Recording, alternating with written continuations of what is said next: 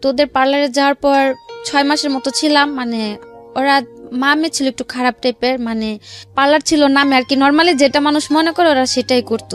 কিছু বললাম না, ওই জায়গার মেয়েরা মানে সবাই কম বেশি এগুলা, তারপর বিয়ার মদ সিগারেট এগুলো সবাই নর্মালি খুব করতো।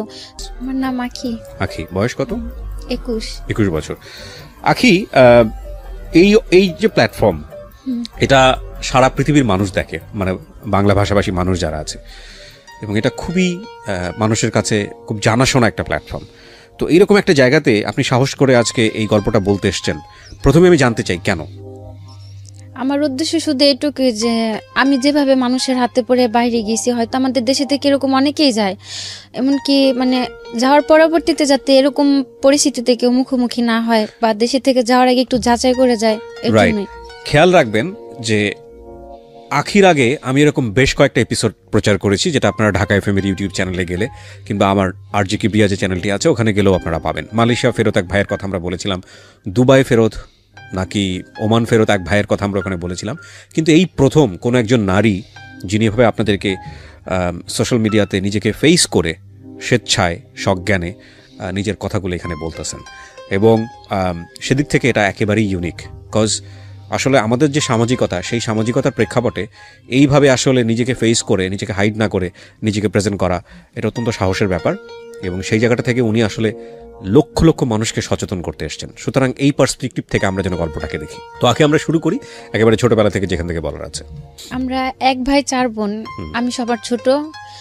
আমার বয়স যখন 7 তখন মা মারা গেছে। তারপর আমরা ভাইয়ের কাছে চলে গেলাম, আমি আর আমার সেজো বোন। আপনার বয়স যখন 7 তখন মা মারা গেছে? বাবা কি করতেন? বাবা তখন এমনিতে একটা ফ্যাক্সিলিটির দোকান ছিল, আর ভাইয়ের ব্যবসা ছিল প্লাস্টিকের। এটা কি ঢাকার মধ্যেই? হ্যাঁ, ঢাকা। তো ওই ছোটবেলাতে আপনি ঢাকা শহরই দেখেছেন আর কি, কিন্তু আপনাদের আদিবাড়ি সবকিছু ঢাকাতে। আদিবাড়ি কোথায়? আদিবাড়িটা মানে আপনাদের জন্মস্থান কোথায়? জন্মস্থানে ঢাকাতে, ইসলামবাগ। আপনার বাবার আদিবাড়ি কোথায়? মেবি বিক্রমপুর, বাট আপনি শিওর না? ওকে, ঠিক আছে। তো মা 7 বছর বয়সে মারা গেল। হ্যাঁ, তারপর ভাইয়াদের সাথে আমরা চলে আসলাম, ভাইয়ের কাছে ছিলাম। তো ভাবিটা আর কি একটু অন্য রকম টাইপের থাকাতে তাদের সাথে আমাদের আর কি সবসময় ঝগড়া থাকতো। তারপর বাবা আমাকে আর আমার বোনকে নিয়ে আলাদা হয়ে গেল। তারপরে 6 বছরের মতো ছিলাম আমরা বাবার সাথে থাকার পর যখন আমার সেজো বোনের বিয়ে হয়ে গেল, তখন বাবা দেখতেছে, তখন আমি ক্লাস 7 বা 8 পড়ি। তখন তারা আমার পক্ষে রান্না বাড়া করা, একটা সংসারের কাজ ধরে রাখাটা সম্ভব না, খুবই ডিফিকাল্ট। হ্যাঁ, তারপরে মানে ফুপু বড়া পড়া সবাই মিলে বাবাকে বিয়ে দিল। তারপরে যখন সৎ মা আসলো, সে খুব ভালো, মানে সৎ বলতে আর কি যা হয়, ভালোর মধ্যেও তো কিছুটা খারাপ থাকেই যায়। তারপরে দেখা যাচ্ছে সবসময় একটু রাগারাগি করতো, আবার মাঝে মাঝে খুব ভালো ব্যবহারও করতো। তারপরে ওনাদের সাথে মানে অত একটা মানে ম্যাচ করা যেত না, উনি আর কি টোটালি সহ্য করতে পারতো না। তখন বাবারে একটু বয়স হয়ে যাওয়াতে ভাইয়ার যে বিজনেসটা ছিল, ভাই ওটার মধ্যে বাবারে নিয়ে গেল। কিসের বিজনেস ছিল? প্লাস্টিকের, যে বোল বালতি হরেক মাল এগুলো আছে না, এগুলা ভাইয়ের নিজস্ব মেশিন ছিল, ওগুলো বানাতো। হ্যাঁ, ওই ইসলামবাগেতে দোকান ছিল, ওটা আর কি মাই তৈরি করে দিয়ে গেছিল। তারপর ওইখানে নিয়ে গেল বাবারে। দেখা যাচ্ছে সবাই মালগুলা দিত, বাবা ওদিকে টাকাগুলো আর কি সে নিজে উঠায় আনতো। তো ওইখান থেকে মানে আমার ওটা পছন্দ হইতো না যে বাবা আমার খুব আদর করতো, আর আমি তো সবার ছোট ছিলাম। তো এগুলা নিয়ে খুব ঝগড়াঝাটি হতো। এক পর্যায়ে পার্লারের কাজটা শেখাটা আমার খুব শখ ছিল ছোট থেকেই। আচ্ছা, তো বয়স কত তখন যখনকার গল্পটা আপনি এই মুহূর্তে বলছেন? কোন ক্লাসে পড়েন? ক্লাস 8-এ পড়েন। ওকে, আমি আবারও বলছি সবাইকে যে আজকের এই গল্পটা এটা খুব গুরুত্বপূর্ণ একটা সোশ্যাল মেসেজ আছে এখানে, সচেতনতার জায়গাতে উনি যে কথাটা বলেছেন যে ওনার মতো করে যেন কেউ কখনো বিদেশে পাড়ি না জমায়। বুঝতেই পারছেন গল্পটার ধরনটা আজকে একটু খুব সেন্সিটিভ। সেই জায়গাটা থেকে আমি বলবো যে টানবেন না, আপনারা না টেনে পুরো গল্পটা শুনবেন কমপ্লিট মেসেজ পাওয়ার জন্য। ওকে, তারপর মানে যখন ভাইদের বাসা ছিলাম, আলাদা হওয়ার আগে থেকে মানে পার্লারের কাজটার প্রতি আমার খুব ইন্টারেস্ট ছিল শেখার জন্য। তো বড় পরে সবাই সবসময় না করতো যে মানে পার্লারের মেয়েদের মেবি সবাই খারাপ কমেন্টস করে, আর আমাদের ফ্যামিলিতে সবাই খুব পর্দা করে, একটু ভালোভাবে চলাফেরা করতে, এর জন্য কেউ আর কি সাপোর্ট করেনি পার্লারের কাজটা শেখার জন্য। তো তারপর আর শেখা হলো না। যখন আব্বা বিয়ে করলো, তাদের সাথে ছিলাম, নিজের মতো করে চলতাম, কখনো বাবাও কিছুতে বাধা দেয়নি, আর আম্মা তো সতই ছিল, সেও কখনো কোনো কথা বলতো না। ক্লাসমেট ছিল, একটা ক্লাসমেটের মা একটা পার্লার নেওয়ার পর ও বললো যে আমাদের এখানে আসলে হয়তো কিছুটা কাজ শিখতে পারবা। আর আমার মানে পার্লার কাজের খুব ইন্টারেস্ট ছিল, তো ট্যালেন্টটা খুব ভালো ছিল। মানে কাজ যে শিখছে আমার কারোর হাতে ধরা কাজ শিখিয়ে দিতে হয়নি, মানে আমি চোখ দিয়ে একবার দেখছি যেটা সেটাই করতে পারছি। তো ওদের পার্লারে যাওয়ার পর 6 মাসের মতো ছিলাম। মানে ওরা মামে ছিল একটু খারাপ টাইপের, মানে পার্লার ছিল নামে আর কি, নর্মালি যেটা মানুষ মনে করে ওরা সেটাই করতো। যখন বুঝতে পারলাম ওই পার্লার থেকে চলে আসলাম। আসার পর বাড়িতে ছিলাম, থাকার পর মানে একটু ফ্রেন্ডদের সাথে এদিক ওদিক ঘোরাঘুরিতে মানে মন মানসিকতা একটু অন্যরকম হয়ে গেল। কেউ তো কোনো কিছু তো বাধা দেয়ই না। মানে পার্লারে আপনার সামহাও ভালো লাগেনি আর কি, সে কারণে পার্লারটা ভালো লাগেনি, মানে ওদের চলাফেরাটা বা ওদের কাজকর্মটা ভালো ছিল না, এর জন্য এখান থেকে চলে আসলাম। তারপর এক রোজার ঈদে নিউ মার্কেটে পার্লারের চুল রিবোল্ডিং করতে গেলাম। ওইখানে একটা আপু বললো যে আপনাদের যদি পার্লারের কোনো মেয়ে জানা থাকে, ফুল বিউটিশিয়ানও যদি হাফ হয় তা তো চলবে, আমাদের এখানে আসলে আমরা কাজ শিখানি। তখন আমার মাথায় কথাটা টাচ করলো যে আমিও তো কিছুটা কাজ জানি, আর নিউ মার্কেটে একটা মানে ওইসব জায়গাতে কাজ শিখতে গেলে অনেক টাকার প্রয়োজন হয়, অন্তত পক্ষে 20 থেকে 30,000 টাকা অগ্রিম অ্যাডভান্স করতে হয় কাজ শিখতে হলে। আর যেহেতু সে হাফ বিউটিশিয়ান খুঁজতেছে, আমি কিছুটা কাজ জানি, তাহলে আমি এ জায়গায় একটু কথা বলা দেখি। তারপর উনি বললো যে যদি চেনা পরিচিত কেউ থাকে দিতে পারো। তা আমি বললাম যে আমি কাজ জানি, আমারে রাখবেন। পরে বললো কি কি পারো তুমি? বললাম যে দেখা যাচ্ছে আমাদের ওটা তো এলাকার পার্লার আর এটা তো মার্কেট সাইড, আমি কাজ ফুলই জানি, মিথ্যে কথা বললাম যে ফুলই জানি, হয়তো আমার এই জায়গাতে রাখে কিছুদিন কাজ শিখাই দিতে হবে, এই জায়গার সিস্টেমটা করা। তো উনি বললো আচ্ছা ঠিক আছে। তারপর ওই জায়গাতে কাজে গেলাম। প্রথমে আমার 2500 টাকা বেতনে রাখলো, তার 3 মাস পর আমার স্যালারি করে দিল 9,000 টাকা। বাহ, মানে আপনার কাজ দেখে? হ্যাঁ, মানে আমি তো বলেই গেলাম যে আমাদের কাজের সাথে তো মিলবে না, তো আমার যেভাবে দেখা দিয়েছে আমি ঠিক সেভাবেই কাজ করছি। তো 3 মাসের মাথায় বেতন ভালো হইলো। প্রায় 6-7 মাসের মতো আমি ওই জায়গাতে কাজ করলাম বেতন বাড়ানোর পরে। বাসা থেকেও কেউ কিছু বলে নাই, যেহেতু ওটা বাইরের এলাকাতে কাজ করতেছি আর ওইসব জায়গাতে কাজ শেখাটাও ভালো। তারপর যাওয়ার পরে আমার একটা খালতো ভাই ছিল। ওই খালতো ভাই বলতে এদিকে আরেকটা কথা আছে, মানে আমার মার যে বড় বোনটা, ওদের ওই খালার 3টা ছেলের সাথে আমাদের 3 বোনের বিয়ে হয়েছে। আচ্ছা, প্রথমে মেজো আপু করছে আর কি, পরে যে আমরা 2 বোন বিয়েটা করছি, বলতে গেলে এটা একটা অ্যাক্সিডেন্ট। মানে হয় না যে মানুষ যে প্রতিনিয়ত একটা কিছুর জন্য দোষারোপ করতেছে, এক পর্যায়ে যে মানুষের মধ্যে কিন্তু একটা জিদ কাজ করে যে না আমি কিছু করতেছি না, প্রতিদিনই আমার দোষ হচ্ছে, তাহলে আমি সেই কাজটাই করি। তো আমার সেজো বোনটা আর কি এরকম কিছু একটা, আর আমার ওই বোনটার খুব রাগ, মানে অত্যন্ত পরিমাণে রাগ। ওরে প্রচুর এরকম টর্চার করা হতো যে ওর সাথে কথা বলবা নেই না সেই না, অথচ কিছুই করতেছে না। তো একদিন কথা কাটাকাটি হওয়ার পরে ও চলে গেল ওই খালতো ভাইয়ের সাথে। ও যাওয়ার পরে সিরিয়াল আসলো আমার, অথচ আমি কিছুই করতেছি না জায়গাতে, তো আমি আমার কাজকর্ম এগুলো নিয়ে বিজি। তারপর আমার সাথে কিছুটা ঝগড়াঝাটি হওয়ার পর ওই খালতো ভাইটা আমার পিছনে 4 বছর ঘুরছে, কিন্তু আমি কোনো কেয়ার করিনি, মানে ওইসবের প্রতি আমার কোনো মাথাই ছিল না। যে পার্লারের কাজ শিখতেছি নিজের মতো করে আছি, এগুলো নিয়ে আমার মাথা ব্যথা। তারপরে আমার সাথে ঝগড়া লাগে, তখন আমি নিউ মার্কেটের কাজটা ছাইড়া দিলাম। মানে কাজে যাওয়ার সময় একদিন বাসের থেকে কথা বলতেছি, ওই জানলা দিয়ে আমার ফোনটা ছুড়ে নিয়ে গেল। তারপর থেকে খুব ভয় পাওয়ার পর আমি আর কাজেই গেলাম না নিউ মার্কেটে। তারপরে 2-3 মাস থাকার পর আমি ওই আমাদের এলাকাতে একটা পার্লারের কাজে লাগলাম 3,000 টাকা বেতনে। ওইখানে কাজ করতেছি ভালোই। একটা ঈদের সময়, রোজার ঈদের সময় আমার সাথে আমার খুব ঝগড়া। তো উনি আমার বললো তুই বাসা থেকে বেরোয় চলে যা। কোন আম্মা? আমার সৎ মা যেটা। আচ্ছা, আমি তো বাবার সাথেই থাকতাম, যেহেতু সবার বিয়ে হয়ে গেছে, শত কাপন হোক থাকার জায়গা ওইটাই ছিল। তো উনি আমার একটা থাপ্পড় দিল। তো উনি থাপ্পড় দেওয়াতে বাবা খুব রাগে গেল, আর আমার খুব কষ্ট লাগলো যে আমার মা মারা গেছে, আমি ছোটতে বড় হয়েছে, হয়তো কোনো ভাই বোন বা বাবার হাতে আমি কখনো মার বা গালি কোনোটা খাইনি, বা কেউ আমার কোনো সময় জোর করলে একটা কথা বলেনি। তো উনি একটা থাপ্পড় দেওয়া, তো আমি কিছু বললাম না। তারপর আমি আমার খালতো ভাইটারে মানে বললাম যে দেখ আম্মা আমার লোক এরকম এরকম করে। ও আমার বললো কি যে তুই চলে আমি তোরে নিয়ে যাম। মানে ওই সময়টা বিয়ে কি সংসার কি এগুলো তখন মাথায়ও নাই। ও বললো যে তুই চলে আমি তোরে নিয়ে যাম। আমি বললাম কই নিয়ে যাবি? তারপর ও ভালোবাসতো, কিন্তু আমার ভিতরে ওর জন্য কোনো ফিলিংস বা কিছু ছিল না। মানে ওই মুহূর্তে মানে খুব কষ্ট লাগলো। বোনদের কাছে বললো, ওরা এটা খুব রাগারাগি করবে, আমি চাই না আর কি ঈদের একটা সময় ঝগড়াঝাটি হোক। তো কাউরে না বলতে পারে খালতো ভাইটারে বললাম। বলার পর ও বললো যে চলে। তা আমার মাথায় আর কিছু গেল না, আমিও চলে গেলাম, ওর সাথে কাপড় চোপড় নিয়ে চলে গেলাম। তারপর বিয়ে টিয়ে করলাম, 7 মাসের মতো আলাদা ছিলাম। মানে কাউকে জানালেন না? না, বাবা কেউ না? না, কেউ না। ও কাউকে জানায়নি? না, ওর ফ্যামিলি থেকে তেমনিতে সাপোর্ট ছিল না, যেহেতু আমার আগে 2টা বোন ওর 2টা ভাইয়ের কাছে আছে, আমি সিরিয়ালে 3, একটা ফ্যামিলিতে 3টা বোন বা ভাইটা কেউ নরমালি মাইনা নিব না। তারপরে গেলাম আমি ওর সাথে, যেদিন পালায় গেলাম। কত বছর বয়সে বিয়ে করলেন? বয়সটা কত ছিল? কত সালে বিয়ে করেছেন? 14 বছরে হবে। 14 বছর বয়সে। ওর বয়স কত? ওর বয়স ছিল 18 কি 19। বুঝতেই পাচ্ছেন যে খুবই মানে একেবারে টিনেজ বয়সের দুজনের সিদ্ধান্ত। হ্যাঁ, তা আমি 3 মাসের মতো ছিলাম আলাদা, কারোর সাথে যোগাযোগ নেই। হঠাৎ করে জানতে পারলাম যে এরকম এরকম আমার কারণে ওই ভরাপুরে দুলাভাই রেখে চলে গেল। তো ও আর কিছু বলেনি, ও বলছে যে থাক, হয়তো এটা আমার নসিবে ছিল না, থাকেনি, উনি আমার কোনো সমস্যা নেই, তোরা বিয়ে শাদী করছিস, তোরা তোর মতো ভালো থাক, এগুলো নিয়ে কোনো টেনশন করে কিছু নাই। ওইভাবে ছিলাম 7 মাস। 7 মাস থাকার পরে ও এমব্রয়ডারি কাজ করতো। দুজনের বয়সটা যেহেতু কম ছিল আর সংসার জিনিসটাও বুঝতাম না, চলাফেরার একটু প্রবলেম ছিল। ও বললো কি যে মানে তো এমব্রয়ডারি কাজটা একটু মানে খারাপ যায় কুরবানিদের পরে, বছরের লাস্টের দিয়ে। ও তখন ও বললো কি যে তুমি তোমার বোনের কাছে চলে যাও, আমি 3-4 মাস একটু বাইরে সাইডে যা কাজ করি, যদি আমার টাকা টুকা মিলে আমি তোমার আবার নিয়ে এসে পড়ো।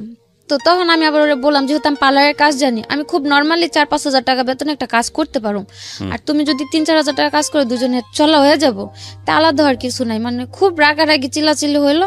তারপরে এক পর্যায়ে আমার জোর করে আপুর বাসায় পাঠাইলো। পাঠানোর পরে দেখা যাচ্ছে যোগাযোগ একই এলাকাতে আছে কিন্তু আলাদা। ওরে যদি আমি বলি যে এভাবে কি থাকা যায়, মানুষ তো খারাপ বলে। আর আপু একা থাকে, ও কাজ কাম করতেছে একা থাকে, যেহেতু তোমার ভাইও চলে গেছে, ওর ঘরে বসে খাওয়াটা ধর আমার সম্ভব না। আর ও টাকা টুকাও দিত না, বরং আমি কাজ করতাম, আমার টাকা ওরও লাগতো। তারপরে ও বললো যে দেখো এখন তো আর সংসার করার বয়স না, এটা হচ্ছে একটা স্বাধীনতার বয়স। কে বলছে এটা? আমার হাজবেন্ড। ওকে। এখন এটা হচ্ছে একটা অল্প বয়স, মানে এখন বলতে গেলে আমি স্বাধীন, আর তোমার নিয়ে থাকতে গেলে আমি বন্দী হয়ে থাকতেছি, আমি যা করতেছি তোমার বলতে হইতাছে, আমার মাথায় একটা টেনশন থাকতেছে সবসময়, সংসার এগুলো আমি নিতে পারতাছি না, তুমি থাকো তোমার মতো করে। তারপরে এগুলা হওয়ার পরে ছিলাম আপুর কাছে, থাকার পরে ইন্ডিয়াতে গেলাম। ইন্ডিয়াতে আমার মানে ইন্ডিয়া যাওয়ার সিদ্ধান্ত নিলেন কেন? ইন্ডিয়া যাওয়ার প্ল্যানটা আসলো যে ও নিতে চাইতেছে না, আর এদিকে থাকলো সবার কথা শুনতে হইতেছে, কেউ ভালো বলতেছে, কেউ খারাপ বলতেছে, আবার কেউ এরকম মন্তব্য করতেছে যে 3 বোন বিয়ে বসলাম, 1 বোনের সংসারটা ঠিক আছে, 2 বোনই থাকতে পারলাম না, কি বিয়ে করলাম। তো এক পর্যায়ে মানে বাধ্য হলাম যে আমি এদের মাঝে থাকবো না।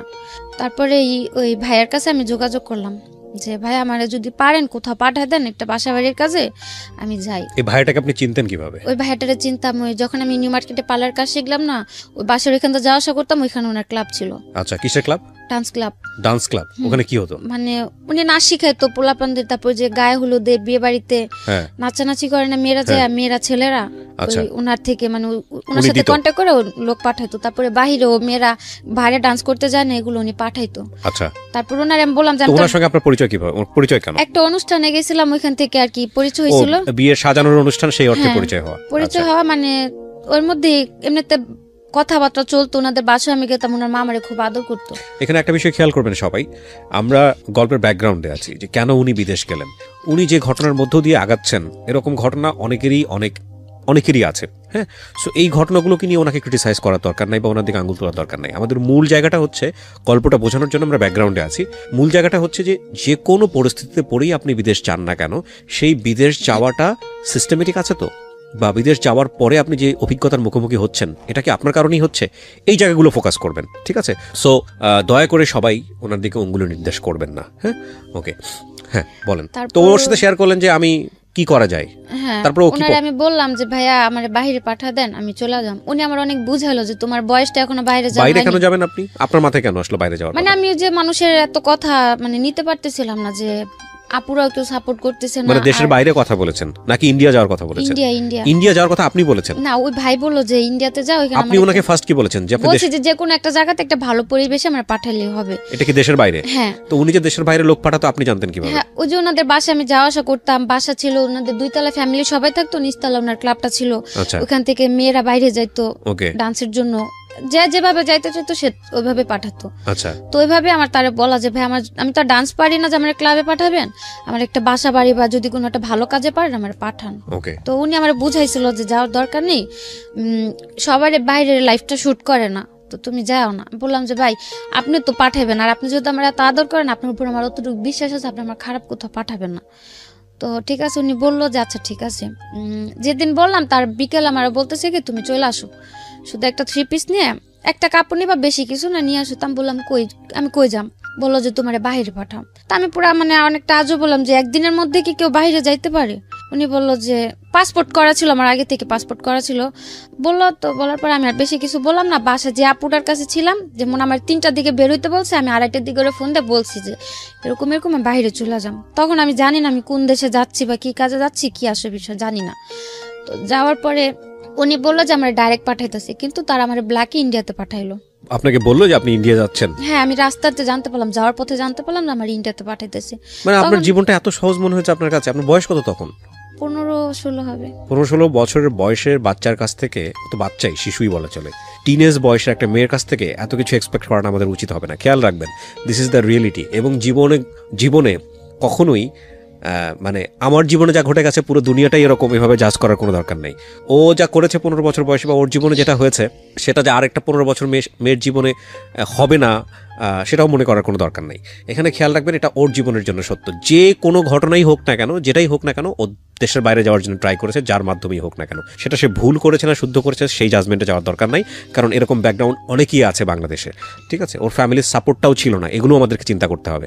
ওকে, তো আপনাকে যাওয়ার পথে বললো যে আপনি ইন্ডিয়া যাচ্ছেন, তো ইন্ডিয়াতে গিয়ে আপনি কি করবেন? মানে তখন তো আমি বললাম যে আমি তো ইন্ডিয়া যাওয়ার কথা বলিনি। বাংলাদেশ আর ইন্ডিয়া কতটুক দূর?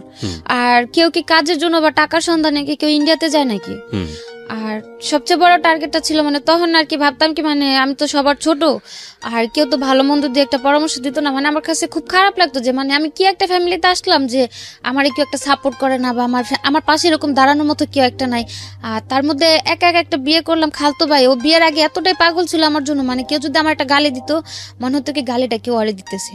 ওকে, বিয়ের পরে সব উল্টা হয়ে গেল। হ্যাঁ, তো আর কি ওইভাবে যাওয়া। তারপরে তা ভাবলাম যে থাক, ইন্ডিয়াতে যাইতেছি যাই, আমি তো টাকা দিয়ে যাইতেছি না। ও বলছিল কি যে ইন্ডিয়া থেকে আপনি কি করবেন?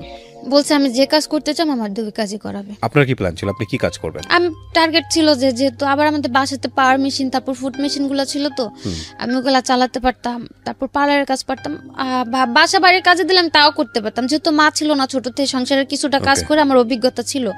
তো আমার উদ্দেশ্য ছিল যাই আমি করতে পারবো, আল্লাহ হোক সেটা সেলাই মেশিনের কাজ বা হোক পার্লারের কাজ। সেটা ইন্ডিয়াতে কি করার দরকারটা কি? তো বাংলাদেশেই করা যায়। সেটা তার আমি প্রথমে বুঝতে পারিনি আমার যে ইন্ডিয়াতে পাঠাইতেছে। আমি তো যাওয়ার পথে মাঝ পথে জানতে পারলাম, আর ওইখান থেকে ব্যাক আসা আমার পক্ষে পসিবল না। তো গেলাম, যাওয়ার পরে যে ভাই সাথে ছিল আপনার, আমার সাথে আরেকটা মেয়ে ছিল, ও জেনে শুনে যাচ্ছিল। ও যাওয়ার পথে আমারে বললো যে ও কোন টাকা যাইতেছে 1 সপ্তাহের জন্য, খারাপ কাজের জন্য। তা আমি ভাবলাম যে থাক, তারা তো বলছে যে যে কাজের জন্য যায় ওই কাজের জন্যই যায়, যার যার ব্যক্তিগত ব্যাপার। তা আমি ওটা নিয়ে মাথা বেশি করলাম না। যাওয়ার পরে যে ভাইদের বাসায় ছিলাম, পরে যাওয়ার পর দেখতে পেলাম যে উনিও মেয়েদের 2 নাম্বার ব্যবসা করে। ওদেরকে যাওয়ার পরে ছিল উনার হয়তো মেয়েদের ব্যবসাটা ছিল, কিন্তু উনি আমারে তার জন্য নেয়নি। উনার ছোট একটা বাচ্চা ছিল, তো ওই বাচ্চাটা দেখাশোনা করার জন্য উনি আমারে রাখলো। আমি তার বাসাতেই ছিলাম, অন্য মেয়েদের সাথে আমার কোথাও দিল না। তো এখানে 7 মাস ছিলাম, থাকার পরে বাড়ি আসার জন্য হঠাৎ করে বাড়ির জন্য খুব খারাপ লাগলো। তারপর ওনার আমি বললাম আমার বাড়ি পাঠা দেন। এই 7 মাস আপনি কি কাজ করেছেন ওখানে? ওনার বাসায় ছিলাম, বাসায় ওনার যে ছোট বাচ্চাটা ছিল ওই বাচ্চাটা দেখাশোনা করতাম, আর এমনিতে বাসায় টুকটাক কাজ করতাম, ভাবি রান্নাবাড়ি করতাম। আমি আগে ইন্ডিয়ার কোথায় এটা? বোম্বাইতে। বোম্বেতে? আপনার পাসপোর্ট করা ছিল না? আমার তো যে নদী পার করে নিল পাসপোর্ট। কিভাবে নিয়েছে বলেন তো, এগুলো খেয়াল করেন। হ্যাঁ, এখান থেকে যে পারুলিয়া নাম বলে একটা সম্ভবত দেশ আছে, আর অনেক আগে তো পুরাটা মনে নেই, কিন্তু যতটুকু মনে আছে আমার সাথে শেয়ার করেন। পারুলিয়াতে ছিলাম, পারুলিয়া যাওয়ার পর ওই, কিন্তু এখানে তো আমাদের যতদূর জানি যে বর্ডার পাস করতে হয়, বা যেভাবে জানা গেল যে ওই রাত্রে যে পেঁয়াজ তারপর রসুন টসুন অনেক কিছু নদীর উপর দিয়ে পার করা। আর বর্ডারটা খুব বেশি একটা ছিল না, হাইস্ট গেলে 2 ফুট কি 3 ফুট হবে, এতটুকু জায়গা আমাদের পানি দিয়ে হাঁটা নিয়ে গেছে। আচ্ছা, জাস্ট ওটুকুই পার হয়ে গেলাম। ওইটুকু পার হওয়ার পরে কলকাতা ঢুকে গেলাম। ঢুকে যাওয়ার পর ওইখানে ছবি টবি তুলে ওই কলকাতার একটা আইডি কার্ড বানিয়ে দিল। কে করলো এটা? ওই তাদেরই লোক ছিল কলকাতাতে, তারাই হয়তো সরকারি লোকের সাথে হাত করা ছিল, তারাই একটা কার্ড বানিয়ে দিল, ন্যাশনাল কার্ড বানিয়ে দিল। আপনি কলকাতার মানুষ? হ্যাঁ। তারপর ওই কার্ড দিয়ে ওই কার্ড দিয়ে আমি যে কোনো জায়গায় যেতে পারতাম। এগুলো সব ওদের সেট করা? হ্যাঁ, ওদের সেট করা। ইন্টারেস্টিং, এগুলো তো আমার জানা ছিল না। আচ্ছা, ওই আইডি কার্ড দিয়ে যেমন হাওড়াতে যাওয়ার পরে টিকিট কাটলো মুম্বাইতে, তারপর ওই ট্রেনে করে মুম্বাইতে গেলাম। ওই আইডি কার্ড দিয়ে মুম্বাই তো রিল্যাক্সে থাকলাম, কোনো প্রবলেম হলো না। ওকে, একটা জিনিস খেয়াল রাখবেন, এখানে this is very non investigated show. তো সেই জায়গা থেকে আমরা সরজমিনে এটা ইনভেস্টিগেট করিনি। সেই জায়গা থেকে ওর কথা আপনারা বিশ্বাস করবেন কি করবেন না সেটা একান্তই আপনাদের বিষয়, 1। আর 2 নম্বর হচ্ছে, যেহেতু এটা নন ইনভেস্টিগেটেড, সুতরাং আপনারা দেখবেন যে অনুষ্ঠানের শুরুতে একটা ডিসক্লেইমার দেওয়া থাকে। সো আমরা চাচ্ছি না আমাদের যিনি গেস্ট থাকেন তার কোনো পার্ট কোনো কিছু লিগালি স্বীকারোক্তি হিসেবে নেওয়া হোক। সো এটাকে জাস্ট একটা লার্নিং হিসেবে নেওয়ার জন্যই আমরা প্রচার করছি। বাট এই ইনফরমেশনগুলো উনি যেটা বলছে সেটা সত্য না মিথ্যা সেটা আমাদের যাচাই না করেই আমরা প্রচার করছি। বিশ্বাস করাটা আপনার দায়িত্ব। ওকে, তারপর ওই ভাইয়ের বাসায় ছিলাম 7-8 মাস ছিলাম। খুব আদর করতাম, আমারে হয়তো তার কারণে বাড়ির কারো কথা মনে পড়তো না, বা ওই বয়সটাতে ফ্যামিলি থেকে দূরে মানে অন্য একটা দেশে যাওয়াটা খুব টাফ, সেটা এখন বুঝি, তখন হয়তো বুঝি নাই। তারপর ছিলাম, থাকার পরে বাসায় পাঠিয়ে দিতে বললাম, ওনারা আমার পাঠিয়ে দিল 7 মাস পরে। হ্যাঁ, পাঠিয়ে দিল। ওদিকে আমার কোনো প্রবলেম হয়নি। তারপর আসার পরে ওই যে বোনটা ছিল, মেজো যে বোনটা, মানে আমার হাজবেন্ডের বড় ভাইয়ের সাথে যে বোনটার বিয়ে হলো, ওই আপুর বাসাতে যাই উঠলাম। ওই বাবার বাসাতে যে পালাই গেলাম, তারপর থেকে আর বাবার বাসা আমার মানে হয়তো এমনিতে দেখা সাক্ষাৎ করতে গেছি, আজ পর্যন্ত ওই বাসায়, হ্যাঁ ওই বাসায় আজ পর্যন্ত এক রাত কাটাইনি, আজও পর্যন্ত না। তো এই যে ভাইয়ের বাসায় আসলাম, ওনা তো ছোট ভাই ছিল আমার হাজবেন্ড, ওই ভাই আমার বাসায় তোলার আগে জিজ্ঞেস করলো যে তোমার যে আমি বাসায় তুলুম, তুমি কি আমার মুখটা রাখবো জায়গা, আমার বাড়ির কাছে আবার চলে যাবা, যদি চলে যাও তাহলে আমার বাড়ি একদম মানে যাওয়ার পথে সালাম করে যাবা, আর কোনোদিন এদিক ফিরে তাকাবা না। এটা আপনাকে কে বলছে? মেজো আপুর হাজবেন্ড। মেজো আপুর হাজবেন্ড, সেও তো আপনার খালাতো ভাই? হ্যাঁ, ওই আমার হাজবেন্ডের বড় ভাই বললো, যেহেতু না ছোট ভাইয়ের সাথে একটা অ্যাক্সিডেন্ট হয়ে গেছে, এখন উনি আমার জায়গাটা দিব, তো ওনারটা কথাটা হচ্ছে যে তুমি আমার মুখটা রাখো, আমার ফ্যামিলির কাছে আমার তুমি নত করো না। ঠিক আছে, আমি বললাম আচ্ছা ঠিক আছে। তো যাওয়ার 3 দিন পর ওই আমার হাজবেন্ড খুব মানে পাগল হয়ে গেল নেওয়ার জন্য।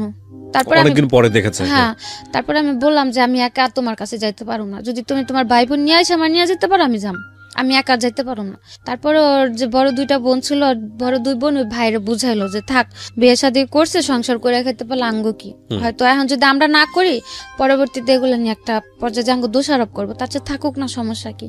তো সবাই রাজি হওয়ার পরে গেলাম আমি ওর কাছে। আমি আমার ননাসের সাথে এক বাসাতেই ছিলাম, যে দূরে থাকলে হয়তো আবার একটা আকাম কুকাম করবো, তাই আপারা ওদের সাথে রাখলো যে যাক ছোট মানুষ দুজন। আপনাকে জিজ্ঞেস করলো না আপনি 7 মাস কই ছিলেন? হ্যাঁ, সবাই জানতো তো।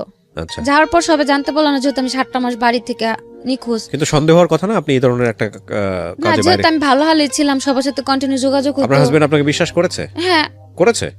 আর যে ভাইয়ের বাসা ছিলাম, আমাদের বাসার পাশেই তার বাসা ছিল। ইন্ডিয়াতে? বাংলাদেশে, মানে বাংলাদেশে তো তাদের বাড়ি আছে। ওই ভাইয়া বাঙালিই ছিল। ওকে। মানে আমাদের বাসা থেকে হাইস্ট গেলে 10 থেকে 15 মিনিট তাদের বাসা। আর কিন্তু এখানে আপনি বলছেন যে মুম্বাইতে আপনি ছিলেন? হ্যাঁ, মুম্বাইতে তারা এখান থেকে ওইখানে যা ব্যবসা করতেছে, বাংলাদেশ থেকে ওখানে যা শিফট হয়েছে। তো তাদের ফ্যামিলি, বাবা মা সবাই ঢাকাতেই থাকে আমাদের বাসার পাশে। তো আসলাম, আসার পর আমার নিল, গেলাম। যাওয়ার পরে ও ভালোই কাজ কাম করতেছিল, আমি একটা পার্লার জব নিলাম। তার মধ্যে দিয়ে যে বাইরে ছিলাম, বা ও যে তার স্বাধীনতা দরকার ছিল, ওর মধ্যে সে ওই যে ইয়াবা টিয়াবা এগুলোর মধ্যে জড়াই গেল আমার হাজবেন্ড। তো আমি যখন গেলাম তখন তার জানতাম না। যাওয়ার পরে মানে 2-1 দিন পরে মানে ওইসব নেশাগুলোতে ধরে।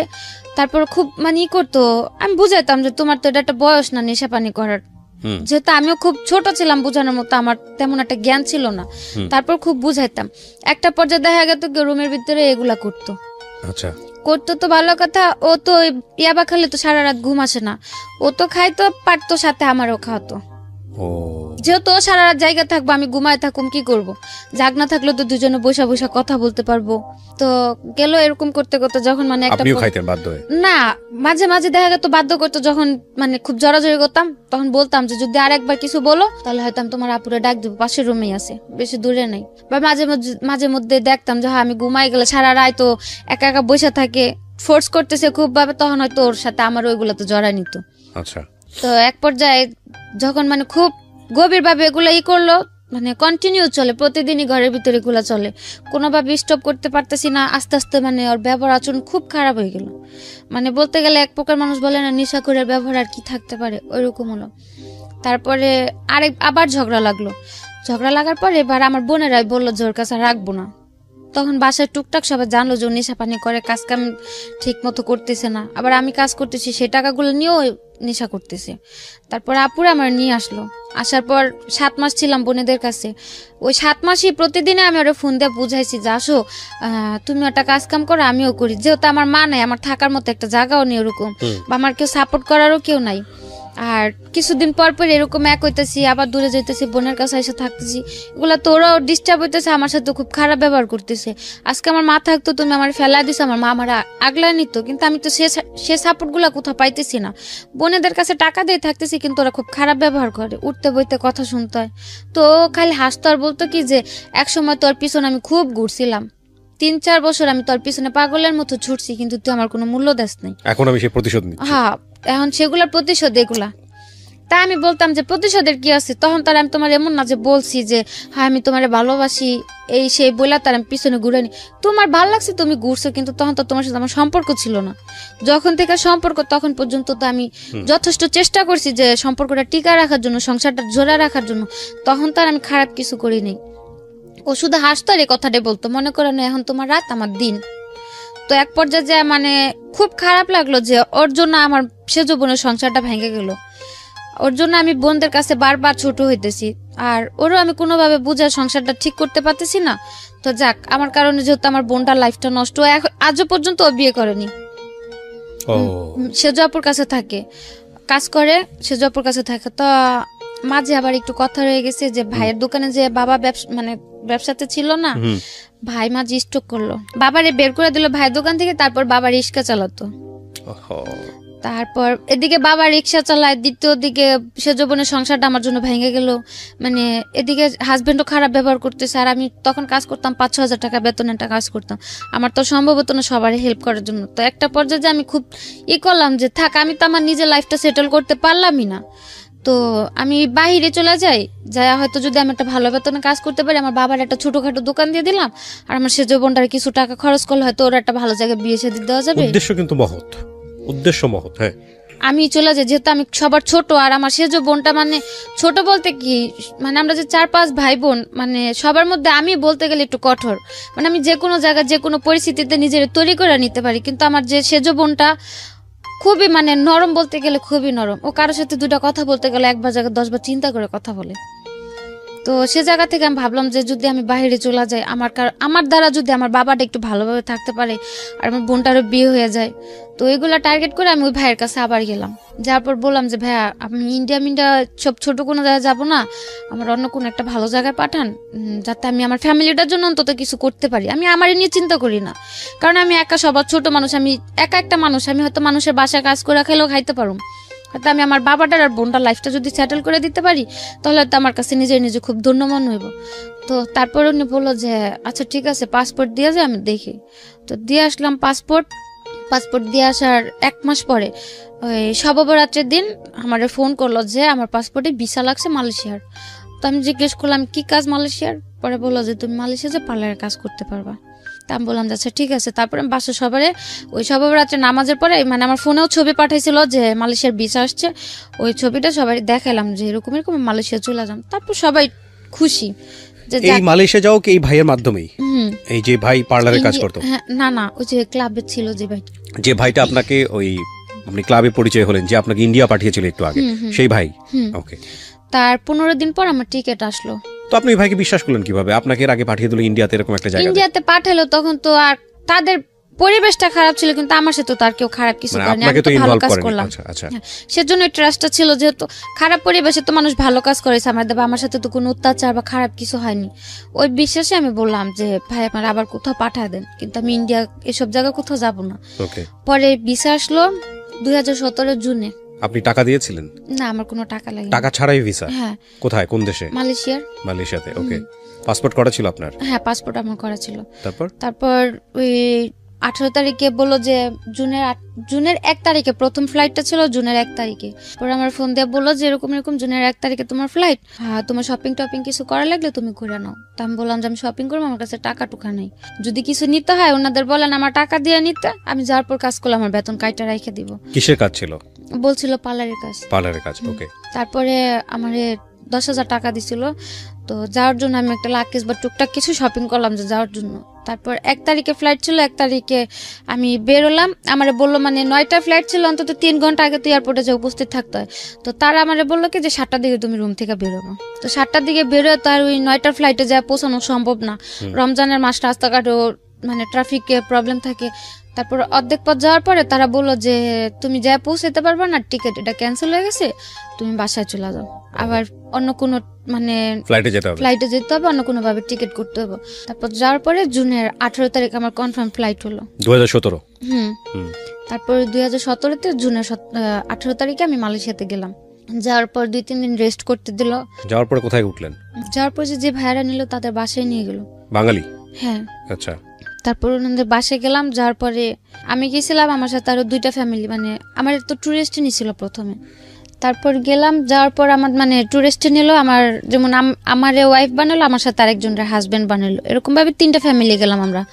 আপনাকে ওয়াইফ বানিয়েছে, আরেকজনকে হাজবেন্ড, মানে হাজবেন্ড ওয়াইফ হানিমুন ভিসাতে, মানে ট্যুরিস্টে ঘুরতে যাইতেছি। ওকে, ওইভাবে করে নিল। এই কার্ড বের করেছে, কাবিননামা টাবিননামা এগুলো বের করেছে? হ্যাঁ, ওনারা এই সবগুলো বের করে নিছে। ওরাই বের করে দিয়েছে? হ্যাঁ, আমার কিচ্ছু করতে নেই, শুধু আমি পাসপোর্ট জমা দিলাম আর মালয়েশিয়া চলে গেলাম।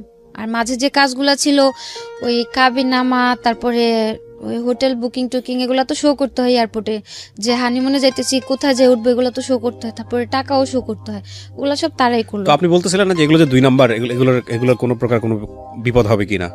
না, ওনারা বলছে যে মানে নরমালি কাজের, মানে মেয়েদের কাজের জন্য নরমালি মালয়েশিয়ার কোনো ভিসা নাই, মানে যে যেমন সৌদি আরব অন্যান্য রাষ্ট্রে যেমন মানে টুরিস্ট ভিসাতে যাবে, তারপরে গিয়ে তারপরে যা করার, তারপরে যদি ভালো কাজ হোক খারাপ কাজ, ওটা যার যার সিদ্ধান্ত। হ্যাঁ, যেমন লোকের কাছে যা পাবে সে তেমন কাজ করব। তারপর গেলাম, যাওয়ার পর 3টা ফ্যামিলি গেলাম, 3টার মধ্যে 2টা এয়ারপোর্টে আটকায় দিল, মালয়েশিয়ার এয়ারপোর্টে ইমিগ্রেশনে। তো আমাদের কোনো প্রবলেম হয় না, আমরা বের হয়ে গেলাম। ইমিগ্রেশন পার হয়ে যখন এয়ারপোর্ট থেকে বের হবো, ওই এয়ারপোর্টের 2টা এমনি লোকাল পুলিশ ছিল, ওই পুলিশগুলো মানে আমার সাথে যে ছেলেটা ছিল, ছেলেটা জিজ্ঞেস করলো যে, ইংলিশে জিজ্ঞেস করলো যে তোমাদের এজেন্ট আছে? ও কিছুই বুঝলো না, কিন্তু ঠাস করে বলে দিল যে ইয়া এজেন্ট। তো পুলিশ ভাবলো কি যে মানে সম্ভবত এজেন্ট আছে, আমাদের দুজনকে নিয়ে সাথে সাথে পুলিশের গাড়িতে তুলে দিল। তো পুলিশের গাড়িতে? হ্যাঁ, এয়ারপোর্ট থেকে বের করে পুলিশের যে গাড়িগুলো নরমালি, ওগুলো তো উঠাইলো। তো উঠানোর পর তো মানে আমার খুব রাগ হচ্ছে, এক প্রকার তো রাগ হচ্ছে, দ্বিতীয়ত ভয় হচ্ছে, খুব কান্না করতে ইচ্ছা করতেছে যে ভাষা পারি না, মাত্র আসলাম, আর এখন যদি পুলিশে ধরে তারা কি ছুটা নিব না, কি হবে, কি একটা মানে টেনশন। তারপরে ওই ছেলের কাছে সিম দিছিল, মালয়েশিয়ার সিম, তো ওই সিম চালু করেছিল আমার কাছে, যে ভাইয়াদের নাম্বার ছিল না, আমি ফোন দিলাম, তখন মালয়েশিয়ার টাইম সকাল 7টা বাজে। তো ফোন দিলাম, ফোন দেওয়ার পর ওই আপুটা ফোন রিসিভ করলো, ভাইয়ার ওয়াইফ রিসিভ করার পর আমি অনেক চিল্লাচিল্লি করলাম যে কিরকম অশিক্ষিত একটা লোক দিয়েছেন সাথে, সারা ইমিগ্রেশন পার করে আইসা, মানে আর এক পা গেলে এয়ারপোর্ট থেকে বের হয়ে গেছি, মেন গেটের সামনে এসে কি বললো, পুলিশ এখন গাড়িতে তুলে রাখছে। তারপর বললো যে আচ্ছা ঠিক আছে, সমস্যা নেই, ইমিগ্রেশন পার হয়েছে? বললাম হ্যাঁ। পরে বললো পাসপোর্টের ইমিগ্রেশনের থেকে সিল দিছে, মানে একটা চপের মতো দেয়, ওইটা দিয়েছে? আমি বললাম যে হ্যাঁ দিছে। তাহলে আর কোনো সমস্যা নেই, ওটা তোমাকে নিয়ে এমনি ঘুরে আগে ছাইড়া দিব, তোমাকে জেলে আর ঢুকাইতে পারবো না, কিচ্ছুই না, রাগারাগি কোনো নর্মাল থাকো, মানে দেখা যাতে বুঝতে না পারে যে তোমরা ভয় পাইতেছো বা কিছু একটা। তো বললাম যে ঠিক আছে। তো 1 ঘন্টা 1.5 ঘন্টা মতো ঘোরাঘুরি করার পর যে এজেন্টের মাধ্যমে আমরা গেলাম, মানে সাথেও একটা লোক ছিল আমাদের, ওই লোকটা তারপর ওই মালয়েশিয়ার রিঙ্গিত 4000 রিঙ্গিতে আমাদের দুজনের ছুটা নিল এয়ারপোর্ট থেকে ঘুষ দিয়ে। তারপরে বাসাতে গেলাম, যাওয়ার পরে ওই দিন আর কিছু হয়নি, সকালবেলা আমি ফ্রেশ রেস্ট করলাম, যেহেতু 2-3 দিনের জার্নি। তারপর ছিলাম, গেল 1 সপ্তাহের মতো রেস্ট করলাম। রেস্ট করার পরে ওই আপুর সাথে কথা বলতে বলতে একটু ফ্রি হলাম। মেন যে লোকটা ছিল আপুটাই, আর ভাইয়াটা মানে যেমন ওনারাও গার্লফ্রেন্ড বয়ফ্রেন্ড ছিল, হাজবেন্ড ওয়াইফ না, মানে মেয়েটা যেমন ব্যবসা করতো, ওই ভাইয়াটা তাকে সাপোর্ট করতো। হ্যাঁ, যে মেয়েটা ব্যবসা করতো উনিও বাঙালি। তো আমি বললাম যে আপু 1 সপ্তাহ হয়ে গেছে, তো আমার কোথায় কাজে দিবেন বা কি, কিছু তো বললেন না। পরে বললো থাকতে থাকো, তোমার তো সমস্যা নেই, তুমি থাকতে থাকো, সময় হলে আমরাই তোমার কাজে পাঠাম। তো আমি আর কিছু বলি না, ভাবলাম হয়তো যেহেতু বললাম সে পার্লারের কাজ, হয়তো যে প্রসেসটা আমার কাজে দেবে ওই জায়গাটা খালি নাই। ওই একদিন রাত্রে আমার বলতেছে যে তুমি রেডি হও, তোমার কাজে যাইতে হবে। তা আমি বললাম যে রাত্রেবেলা আমি কিসের কাজে যাব? পরে বললো যাও। তো যাওয়ার পরে দেখি যে মানে ওই জায়গাতে আর কি, যে জায়গাতে মেয়েরা কাজ টাজ করে ওই জায়গাতে আমার নিয়ে গেছে। তারপরে আমি বললাম যে আমার এই জায়গায় নিয়ে আসছেন কেন? পরে বললো কেন তোমার কি বলেনি তুমি কি কাজে আসছো? আমি কো আপু তো আমি যে আজকে 1 সপ্তাহ 2 সপ্তাহ ধরে ঘরে আছি, আপু আমার একবারের জন্য বললো না যে আখি তুমি এই কাজটা করবা, বা আমার দেশেতেও তো বইলা পাঠালাম পার্লারের কাজ করবো, তো এটা আমার কি জায়গাতে নিয়ে আসলেন? পরে বলতেছে এটা message centre. Massage centre? Okay. তো আমি বললাম মেসেজ সেন্টার, তো আমি তো মাসাজ টাসাজ করতে পারি না, পার্লারের কাজ দিন, আমার মাসাজ সেন্টার আনবে কেন? পরে বললো যে চুপচাপ থাকো এই জায়গাতে, অন্তত কোনো ক্যাচাল করো না, ভালো হবে না। ও জায়গার বস টস গুলো ছিল চীনা। তা আমি বললাম কেন আমি এই জায়গাতে থাকুন? তা আমি চিল্লাচিল্লি করে উঠে নিলাম। আমার বললো যে দেখো বেশি চিল্লাচিল্লি বা বেশি জোর দেখো এই জায়গাতে তুমি বেশি কিছু করতে পারবা না। এছাড়া ওইদিকে যে মানে সব মেয়ে, তারপর যে কাস্টমার আসতো সবগুলো বাঙালি, সব বাঙালি নেপালি পাকিস্তানি এগুলা ছিল, আবার ওই দেশের লোকজনও ছিল, মানে সব মিক্স করা, কোনো এক জাতির কিছু না। তারপর ওই দিন রাত্রে মানে যেহেতু ওই জায়গাতে আমি কিছু করতে পারতেছি না, আমি আর কিছু বললাম না। পরে বাসা আসার পর খুব চিল্লাচিল্লি করলাম যে আমার তো এগুলা বলে নাই, বা আমি এগুলো করুম না, আমার দেশে পাঠা দেন। আমি এগুলোর জন্য আসিনি, আমার বাড়ি পাঠা দেন। পরে বললো বাড়িতে টাকা দিতে বলতে তোরে দেশে পাঠা দিন। মানে এখন বলতেছে বাড়ি থেকে টাকা পাঠাও, তাহলে দেশে পাঠাই দিব। তো পরে আমি বললাম যে বাড়ি থেকে টাকা দিব, আমার তো বাড়িতে এরকম কোনো পরিস্থিতিও নাই, আমার বাবা চালায় রিক্সা, আর ভাইও তেমন একটা মানে ভালো পর্যায়ে নেই যে আমার কেউ 2-3 লাখ টাকা দিয়ে আমার এখান থেকে নিব। তারপর বললো তাহলে কথা বললো না, এ জায়গা যদি মাইরা ফেলায়ও দেই তাও মনে করে কেউ কোনোদিন খোঁজও নিতে পারবো না বা আমাদের কিচ্ছু হইব না, তার চাইতে ভালোভাবে কাজ করো, সেটাই তোমার জন্য ভালো হইব। দেখেছেন, যাওয়ার সময় নিয়ে গেছে জামাই আদরে এবং তারপরে বাধ্য করছে প্রস্টিটিউশনে। And the thing is that ওই সময়টা যদি ওখান থেকে চলে আসতে চায় তাহলে টাকা দিতে হবে, এবং কারণ তারা হচ্ছে টাকাটা ইনভেস্ট করেছে, তারা খুব ভালো করে মেয়েটার ব্যাকগ্রাউন্ডটা জানে যে মেয়েটাও ফিরে আসতে পারবে না। আমার এই অনুষ্ঠানটা একেবারে প্রান্তিক পর্যায় থেকে শুরু করে সারা বাংলাদেশের মানুষ এই অনুষ্ঠানটা দেখে। সো আমি মনে করি বিশেষ করে মেয়েরা যারা আছেন, যারা বিদেশে যান, এইভাবে যান, তারা আজকের এই অনুষ্ঠানটা অনেকবার দেখবেন, একবার দেখবেন না, অনেকবার দেখবেন, because the story just began. গল্পটা শুরু হয়েছে মাত্র। তারপর কি হলো? তারপর এগুলা বলার পরে মানে খুব কান্নাকাটি করলাম, মানে কি করলাম। তারপরে ওনারা বললো যে দেখো এখন কান্দাকাটি করে এদিকে নাটক করে লাভ হবে না, সুস্থ মতো কাজের জায়গা দিয়ে কাজ করবা, কোনো রকম কোনো ফাজলামো বা কিছু করার চেষ্টা করবা না। তারপরে আমি বললাম যে দেখেন ভাই আপনাকে, আচ্ছা ঠিক আছে আমি কাজ করুম, আপনাদের কতদিন কাজ করে দিলে আপনাদের টাকা শোধ দেবো, তাও আমার মানে কতদিন পর আমার বাড়ি পাঠা দিবেন। পরে বললো যদি কমও করো অন্তত 6 মাস করতে হবে। তারপরে মানে অনেকভাবে মানে ম্যানেজ করার চেষ্টা করছিলাম যে হয়তো আমার আরো অল্প কিছু দিনের মধ্যে যাতে পাঠা দেয়। তো তখন তো আমি ওই জায়গায় কাজের বা টাকার হিসাবটাও বুঝতাম না। তারপর বললো যে এত টাকা, মানে এখন আমার খালি হিসাব দেখাইতেছে যে এই জায়গায় এত টাকা খরচ দিছে, ওটা খরচ দিছে, এগুলা দিতে হইব না, এগুলো তো তোমার বাপে দেয় না টাকাগুলা, আমাদের খরচ দিছে টাকাগুলা তো দিয়া যাইতে হইব। তারপর আর কিছু বললাম না, যেহেতু আমার আর করার মতো কোনো পথ নেই। আর কথা বলতে গেলেই বলে যে, আর নিজের চোখেও দেখতাম মানে মেয়েদের এত বাজে পরিমাণে মারধর করতো, মানে বলার বাইরে। ওইগুলা দেখলে যে কোনো মানে যারা ভয় পায় বা মারধর খায় অভ্যাস নেই, যে কোনো মেয়ে ওই ভয়তে আলা যা করতে বলবো তা করতে রাজি হবো। এই মারধর কি বাঙালিরাই করতো? হ্যাঁ, বাঙালিরাই, মানে যে যাদের কাছে যাইতো ওদের কাছে মানে ওরাই মারামারি করতো। আমি যে জায়গা ছিলাম ওই জায়গাতে তেমন করে মারামারি দেখি নাই আমি, কিন্তু যে জায়গায় কাজে দিছিল ওই জায়গাতে সকালে কাজে গেলে দেখতাম যে কোনো মেয়ে আসছে গাল কাইটে গেছে, চোখের দিক দিয়ে কালো হয়ে আছে, কারো খুচুন পোড়া দিয়ে লাগাই দিছে, যে রান্না করে খুন্তি আছে না, ওই খুন্তি দিয়ে, হ্যাঁ ওগুলা পুরে লাগাই দিছে, কারো মাইরা মাথা ফাটায় রাখছে। মানে ওইগুলা দেখলে আরো ভয় করতো যে বাসায় যাওয়া যদি আমি আরো মানে এগুলা নিয়ে চিল্লাচিল্লি করি, যদি আমারও এরকম মারে। আর আমি যে হালে আছি, আমি তো বাড়িতে ফোনটা যদি এগুলা বলি বা দেখে তো ডাইরেক্ট মানে মানে খুব খারাপ পর্যায়ে চলে যাবো, ওরা কিছু করতে পারবো না, বাড়িতে একটা টেনশন থাকবো। আর শুধু শুধু টেনশন দিয়ে তো লাভ নেই। এমন হতো আমি বললো টাকা দিয়ে আমার নিতে পারবো, তাহলে হয়তো আমি জানাইতাম, যেহেতু আমার কোনো দিকই নাই।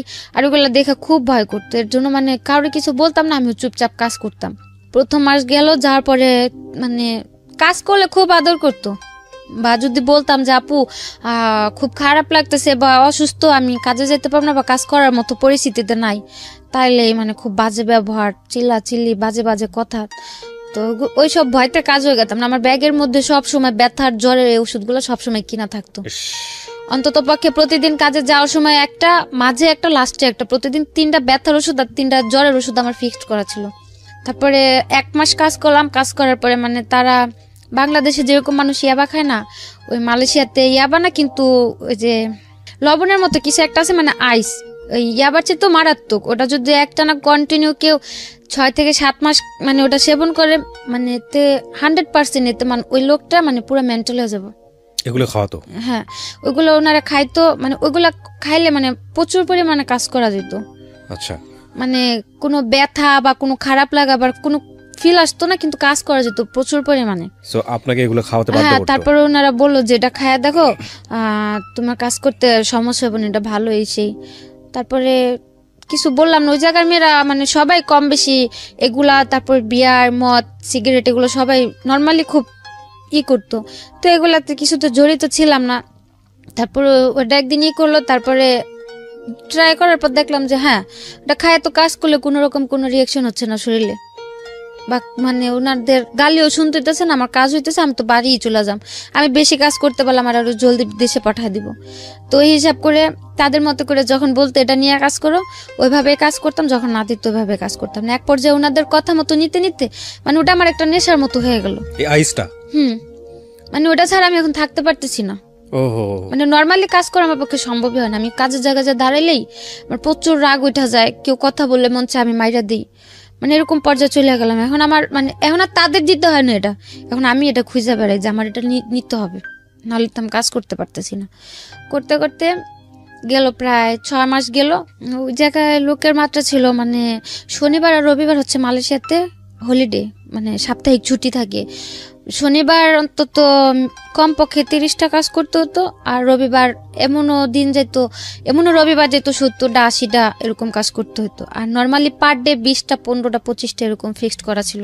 ওখানে কি পরিমাণ মেয়ে, মানে বাঙালি মেয়েরা দেখেছেন আপনি? প্রচুর পরিমাণ, প্রচুর, মানে এক একটা জায়গাতে 15 থেকে 20টা মেয়ে বাঙালি থাকতো। তার মধ্যে আবার 4-5টা, সবারই কি এরকম যে কেউ ইচ্ছাকৃত ভাবে করতেছে, কেউ হয়তো যে বাধ্য হয়ে যাওয়ার পরে কাজ করতে করতে যখন মানে টাকার হিসাবটা বুঝা গেছে তখন ইচ্ছাকৃত ভাবে করতেছে। হয় না, অনেকে ভাবে না যে হয়তো বাধ্য হয়ে খারাপ পথে যেহেতু চলে আসছি আর কি হবে কাজ করে টাকা নিয়ে যাই, হয় না, ওরকম ভাবে অনেক কেউ আছে। কেউ যেমন আমাদের মতো নতুন গেছে, তার হয়তো কেউ বাধ্য হয়ে মারধর খায়া কাজ কাম করতেছে। তারপর যারা এজেন্ট ছিল, এজেন্টেরাও কিছু কিছু এজেন্টেরাও কাজ করতো, মেয়েদের দিয়েও কাজ করে। আপনি এই ছেলেটাকে ফোন দিলেন না, যে বাংলাদেশে যে ছেলেটা আপনাকে পাঠালো, ওকে ফোন দিয়ে বললেন না যে তুমি আমাকে জেনে শুনে এখানে কেন পাঠালে? আমি বলছি, উনি বললো যে আমার এগুলা বলে নাই। উনিও বাংলাদেশ থেকে অনেক প্রেশার দিল, প্রেশার দেওয়ার পর ওনারাও বললো যে টাকা পাঠায় দাও, পাঠাই দিই, সমস্যা নেই। Nothing is free. আপনাকে মাগনা মাগনা ইচ্ছে নিয়ে গিয়ে আপনাকে একটা সুন্দর কাজ দিবে, এটা মনে করার কোনো কারণ নেই। প্রথম কথা হচ্ছে এগুলো ইল্লিগাল। আপনি অবৈধভাবে বাংলাদেশ ছেড়ে অন্য দেশে কেন যাবেন, এটা হচ্ছে প্রথম কথা। এটা তো যাওয়াই উচিত না, তাই না? আর আপনি কাজ জানেন, কাজ পারেন, আপনার তো দেশেই কাজ করা উচিত। তারপরেও যাতে এই ধরনের ভুল না হয় সেই জন্যই এই এপিসোডটা। ওকে, তারপর 6 মাসের কাছাকাছি যখন চলে আসলাম, তখন মানে তখন তো নর্মালি আমিও কিছুটা নর্মাল হয়ে গেছি, যেহেতু আমার 4-5 মাস অভ্যস্ত হয়ে গেছেন, 4-5 মাস যাবত এগুলো করাইতেছে। তখন আমার মাথাও নর্মালি একটা এরকম থিঙ্ক আসলো যে যাক, জায়গা তো প্রচুর পরিমাণে কাজ করায়, আর হয়তো আমি যদি তাদের সাথে মানে বৈশা 6 মাসের যেহেতু আমার কন্ট্যাক্ট শেষ হলে যদি আমি তাদের সাথে বৈশা মানে 50-50-তে কাজ করতে পারি, হয়তো আমি যে উদ্দেশ্যটা, বাইরে তো আমার যাওয়ার উদ্দেশ্য ছিল টাকাটা, আর বাইরে যাওয়ার আগে মনে করতাম কি যে মনে টাকা হইলে সবার ভালোবাসা কিনতে পাওয়া যায়, বাপ মা হোক ভাই বোন হোক সবারটাই পাওয়া যাবে। দেখতাম মানুষ ভালো মন্দ খাইতে পারলে ভালোভাবে কথা বলে, তা আমি তাই ভাবতাম টাকা দিয়ে বুঝি সবার ভালোবাসা আমি কিনতে পারবো।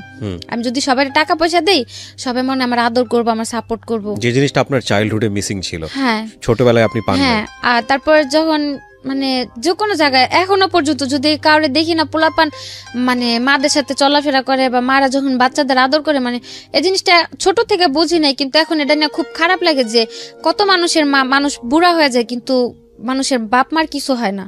আর আজকে যদি আমার মাটা বাইচা থাকতো, হয়তো আমাদের কারো লাইফটা এরকম মানে এরকম ছিন্ন ভিন্ন একটা পর্যায়ে এসে ধার হইতো না, বা আমারও এই সিচুয়েশন গুলার মুখোমুখি কোনোদিন হতো না। তো এই জন্য আপনার মনে হয়েছে টাকা ইনকাম করি, টাকা ইনকাম করলাম, যদি সবাই টাকা পয়সা দিতে পারে, সবাই বুঝে আমার একটু আদর করবো, হোক না টাকার বিনিময়ে, তারপর সবার থেকে একটু ভালো ব্যবহার তো আমি পাবো। তো যখন 6 মাস গেল, তখন আমি ভাবলাম যে থাক, আমি তো এই জায়গাতে কি খারাপ হালে আছি ভালো হালে আছি তা তো আর কেউ দেখতেছে না, সবাই তো মনে করে আমি খুব ভালো হালে আছি। তো ওনাদের সাথে একটা বসে আন্ডারস্ট্যান্ডিং এ যা দেখি, যদি আমার টাকা টোকা দিয়ে কাজ করা যায়, আমি আর কিছুদিন কাজ করে বাবার একটা দোকান দিয়ে দিই, আর বোনের জন্য কিছু টাকা ক্যাশ করে আমি বাড়ি চলে যাম।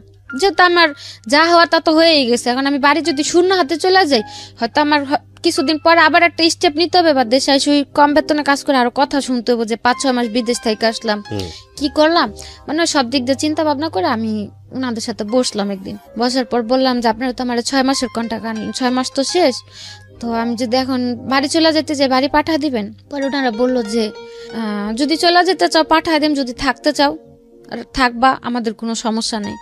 আর যেহেতু আমি ভয়ে কাজ করতাম, ওনাদের তারা আমার কোনো টর্চার করতে হয় না, বা খারাপ কোনো ব্যবহার ওনার আমার প্রতি কখনো যায়নি।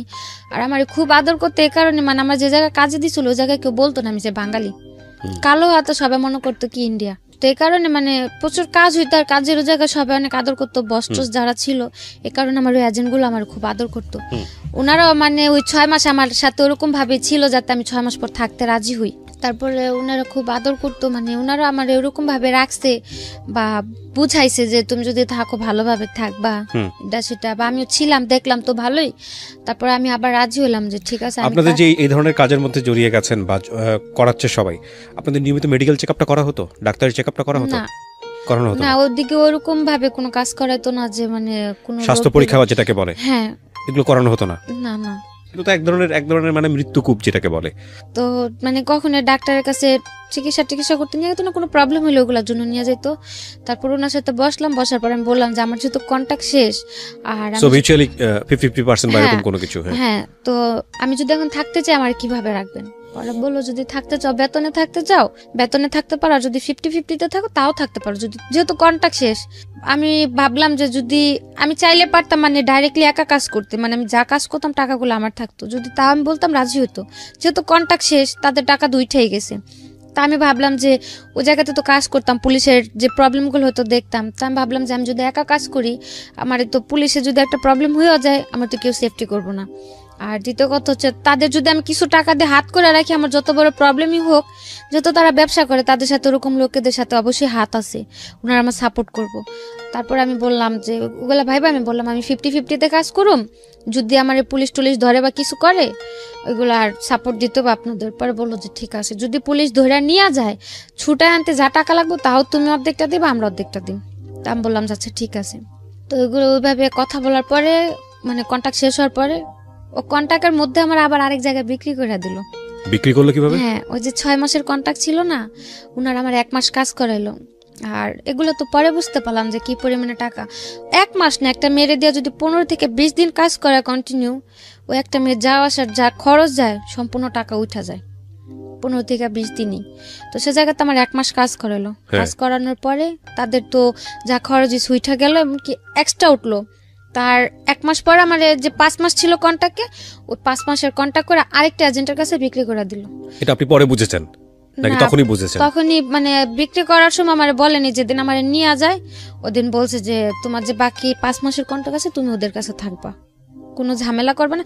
1 মাসে তারা আমার আর কি নরমাল করলো, আমার যেহেতু না জানা ছিল মানে ইউজ টু করা জিনিসটাতে। হ্যাঁ, আমার নরমাল করলো যে তো মানে হঠাৎ করে বিক্রি করে দিল তো যদি আমি প্রবলেম করি ওনার দুপুরটা প্রেশার আসবে, তো নরমাল করে তাদের কাছে দিল। যে আপুর ভাইয়ের কাছে বিক্রি করলো তাদের প্রথম মেয়ে ছিলাম আমি। মেয়ে বলতে মানে ওই ব্যবসা ওই কাজের আমারে দিয়ে তারা বিজনেসটা স্টার্ট করতেছিল। ওকে, মানে তাদের আর কোনো মেয়ে ছিল না, আমারে দিয়ে তারা কি ব্যবসার লাইনটা ধরবে। তো ওই হিসেবে তারা আমার কখনো টর্চার করেনি যে এ কয়টা কাজ কেন এই কেন সেই কেন, যেহেতু তারাও নতুন বুঝতে পারতো না যে কতগুলা কাজ প্রেশার দিলে কতগুলা কাজ হয় বা কি করানো যায়, তারা তো বুঝতো না। ওই হিসেবে মানে ওনাদের কাছে থাকতে আমার কাজের প্রেশার এটা তো ছিল না, নর্মালি ছিলাম। তারপর আসার পরে আমি বললাম যে মাসে আমার কন্ট্যাক্ট শেষ, থাইকে গেলাম। থাকার পর 1 মাস আমি কাজ করলাম। মানে 1 মাস কাজ করার পর আমার মানে কাজ যে প্রতিদিন কাজ করতাম না, কাজের টাকাগুলো আমার হাতে দিয়ে দিত কাজের লাস্টে, ওগুলো বাসা হিসাব আর আমি তাদের কাছে জমা দিয়ে দিতাম মাস শেষে। যেমন তারা হিসাব করতো যে আমার 1 টাকার কাজ হয়েছে, 1 টাকা অর্ধেক অর্ধেক অর্ধেক তাদের অর্ধেক আমার, ওইভাবে হিসাব হইতো। তো 1 মাস কাজ করার পর দেখলাম যে না মোটামুটি ভালো টাকাই হচ্ছে। তারপরে রয়ে গেলাম কাজ করতে করতে। এর মধ্যে ওইখানে একটা ছেলের সাথে আমার একটা সম্পর্ক হয়। ছেলে বলতে যে মেয়ে বান্ধবী ছিল, বান্ধবীর ফ্রেন্ডের মোবাইলে আমার ছবিটা দেখে মানে মারাত্মক পরিমাণে পাগল, এরকম একটা অবস্থা। তারপর যেভাবে কথা বলতে বলতে হইলো ওর সাথে একটা সম্পর্ক। তারপর ওরে করে ওই এজেন্টের সাথে আমার প্রতিনিয়ত ঝগড়া হতো। ওকে, মানে ও বাঙালি ছিল, ছেলেটাও বাঙালি ছিল, এজেন্টের সঙ্গে ঝগড়া হতো। মানে কি ও চাইতো যে আপনি এই পেশা থেকে বের হয়ে আসেন? হ্যাঁ, ও বলতো তুমি দেশে চলে যাও, আমার বুঝাইতো কাজ কাম করা দরকার নেই এটা সেটা। আর এজেন্টে হয় কি নর্মালি ওই জায়গাতে যে কোনো মেয়ে সব সম্পর্কে তো জড়াইলে, কোনো প্রেম প্রীতিতে জড়াইলে ওইখান থেকে পালা যায়। আর ওনারা আমার এতদিন রাখছিল, অন্তত আমার প্রতি তাদের এতটুকু বিশ্বাস ছিল আমি যাই করি না কেন পালায় কোথাও যাবো না। পালা যাওয়ার হলে আমি আরো আগে চলে যেতাম, যেহেতু 6-7 মাসে কোথাও যাই নাই, যাবো না। তাদের সাথে ঝগড়া এই কারণে ওই ওর সাথে ফোনে টোনে কথা বলতাম বা দেখা করতাম, ওই দিকে মানে থিঙ্কিংটা থাকাতে আমার এদিকে কাজগুলো কম হইতো, যাতে তাদের প্রবলেম হইতো না। এই নিয়ে মানে খুব ভাবে চিল্লাচিল্লি ঝগড়াঝাটি চলতোই প্রতিনিয়ত, যে ওর সাথে কথা বলো না, এরকমটা হয়। এই জগতের মেয়েদের সাথে ছেলেরা রিলেশন করা টাকা টুকা খায়, তারপরে ছাইরা দেয়, কিন্তু এগুলোর কোনো ভবিষ্যৎ নাই, তুমি ওরা ছাইরা দাও। আর ওর সাথেও তেমন একটা সম্পর্কে জড়াইতে চাইতাম না, কারণ প্রথমে তো একটা ডস খাইলাম, আপন খালাতো ভাই, আর এ তো হচ্ছে খারাপ জায়গা থেকে পরিচয়, তো তেমন একটা কেয়ার করতাম না। কিন্তু ও আমার সবসময় বোঝাইতো যে আখি দেখো, মানুষ কিন্তু জীবনে একা কোনো পথে পাড়ি দিতে পারে না, মানুষের চলতে একটা মানুষের সাপোর্ট লাগে।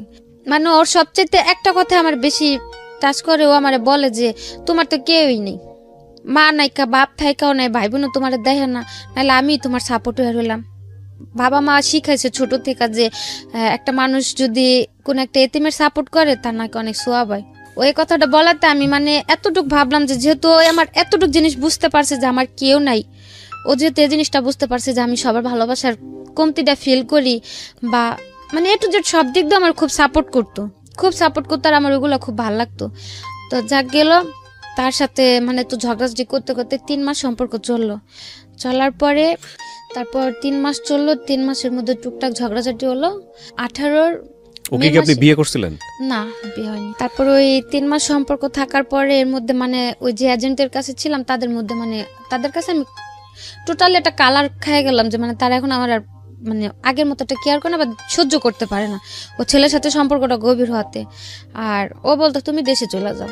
তো গেল 2017 থেকে 18 মে পর্যন্ত এই ঘটনা।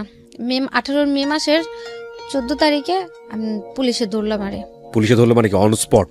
হ্যাঁ, কাজের জায়গা থেকে রেড দিল। রেড দেওয়াতে আমরা 15টা মেয়ে ধরা খেলাম। ওকে।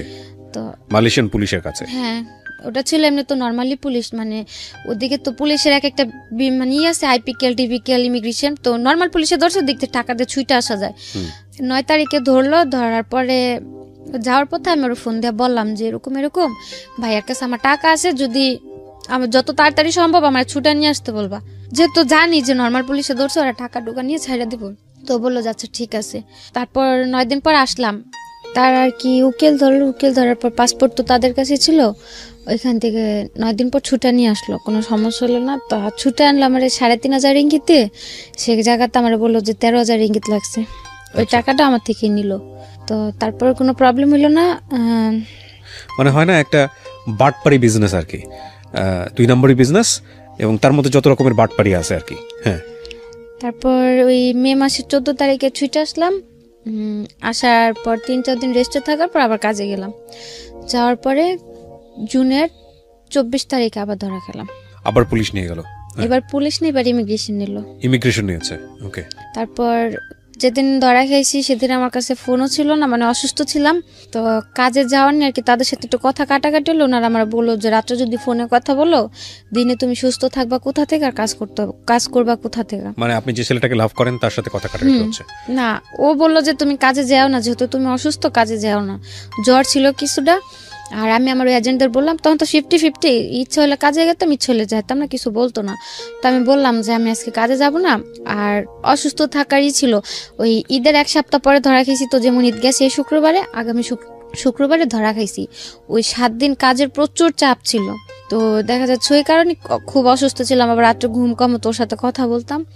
তো ধরা খেলাম। ওই দিন কথা কাটাকাটি হতে বাসাতে ফোন টোন কিছু নেই, রাগ করে আমি এমনি কাজে চলে গেলাম। কাজে গেলাম সন্ধ্যা 7টার দিকে। 9টার দিকে ইমিগ্রেশনের পুলিশ সব উপরে উঠে গেল, নিচে দরজা টরজা কাইটা। তারপর ধরলো, ভালো কথা, বসা রাখছে। তারপরে গাড়িতে উঠছে, মানে পুলিশ ধরছিল পরে, তো তাও ফোন করার একটা অপশন ছিল যে ফোন করে ভালো মন্দ বলতে পারছি। এখন তো ইমিগ্রেশন ধরলো, আমার সাথে তো একে ফোন ছিল না, আর দ্বিতীয়তে যাদের ফোন ছিল সবার ফোন নিয়ে নিছে। আর আমার কারো নাম্বারও মুখস্থ ছিল না, শুধু ওই ছেলের নাম্বারটা ছাড়া। তারপর ওই বাঙালি আরেকটা মেয়ে, মানে এক সিরিয়ালে 4টা কোম্পানিতে অপারেশন দিছে। 4টা কোম্পানির মধ্যে মানে আমরা 4টা না 5টা ছিলাম বাংলা মেয়ে। তো আমার যেখান থেকে ধরছে ওইখানে আমি ছিলাম, আরেকটা মেয়ে ছিল। ওই মেয়ের ফোন নিয়ে নিছে, সাথের যে কোম্পানিটা ছিল ওই কোম্পানির একটা মেয়ের ফোন দিয়ে আমি ফোন করলাম ওই ছেলেরে। ফোন দিয়ে বললাম যে দেখো, আমার তো গতবার ছুটে আনছিল, পুলিশে ধরছিল, কিন্তু এবার তো ইমিগ্রেশনে ধরছে, আমার তো কোনোভাবে ছুটানো সম্ভব হবে না। তো আমার টাকা আছে, আমি যে ওই ঈদের 1 সপ্তাহ কাজ করছি বা পুরা মাস কাজ করছি, আমার পুরা মাসের টাকাটাই তাদের আছে। আমার বললো জরিমানা দিয়ে আমার দেশে পাঠা দিতে, যাতে অকারণে আমার কোনো জেলে পড়ে না থাকতে হয়। তো বললো আচ্ছা ঠিক আছে। মালয়েশিয়ার জেল সম্পর্কে জানতেন না? আগে কোনো আইডিয়াও ছিল না, বা ওরকম কারোর সাথে কথা হয়নি যে এটা কিরকম। মানে আপনাদের সবাইকে বলছি যে মালয়েশিয়ার জেল জীবনটা কতটা ভয়ানক হতে পারে, এটার উপর একটা এপিসোড আছে এই চ্যানেলে।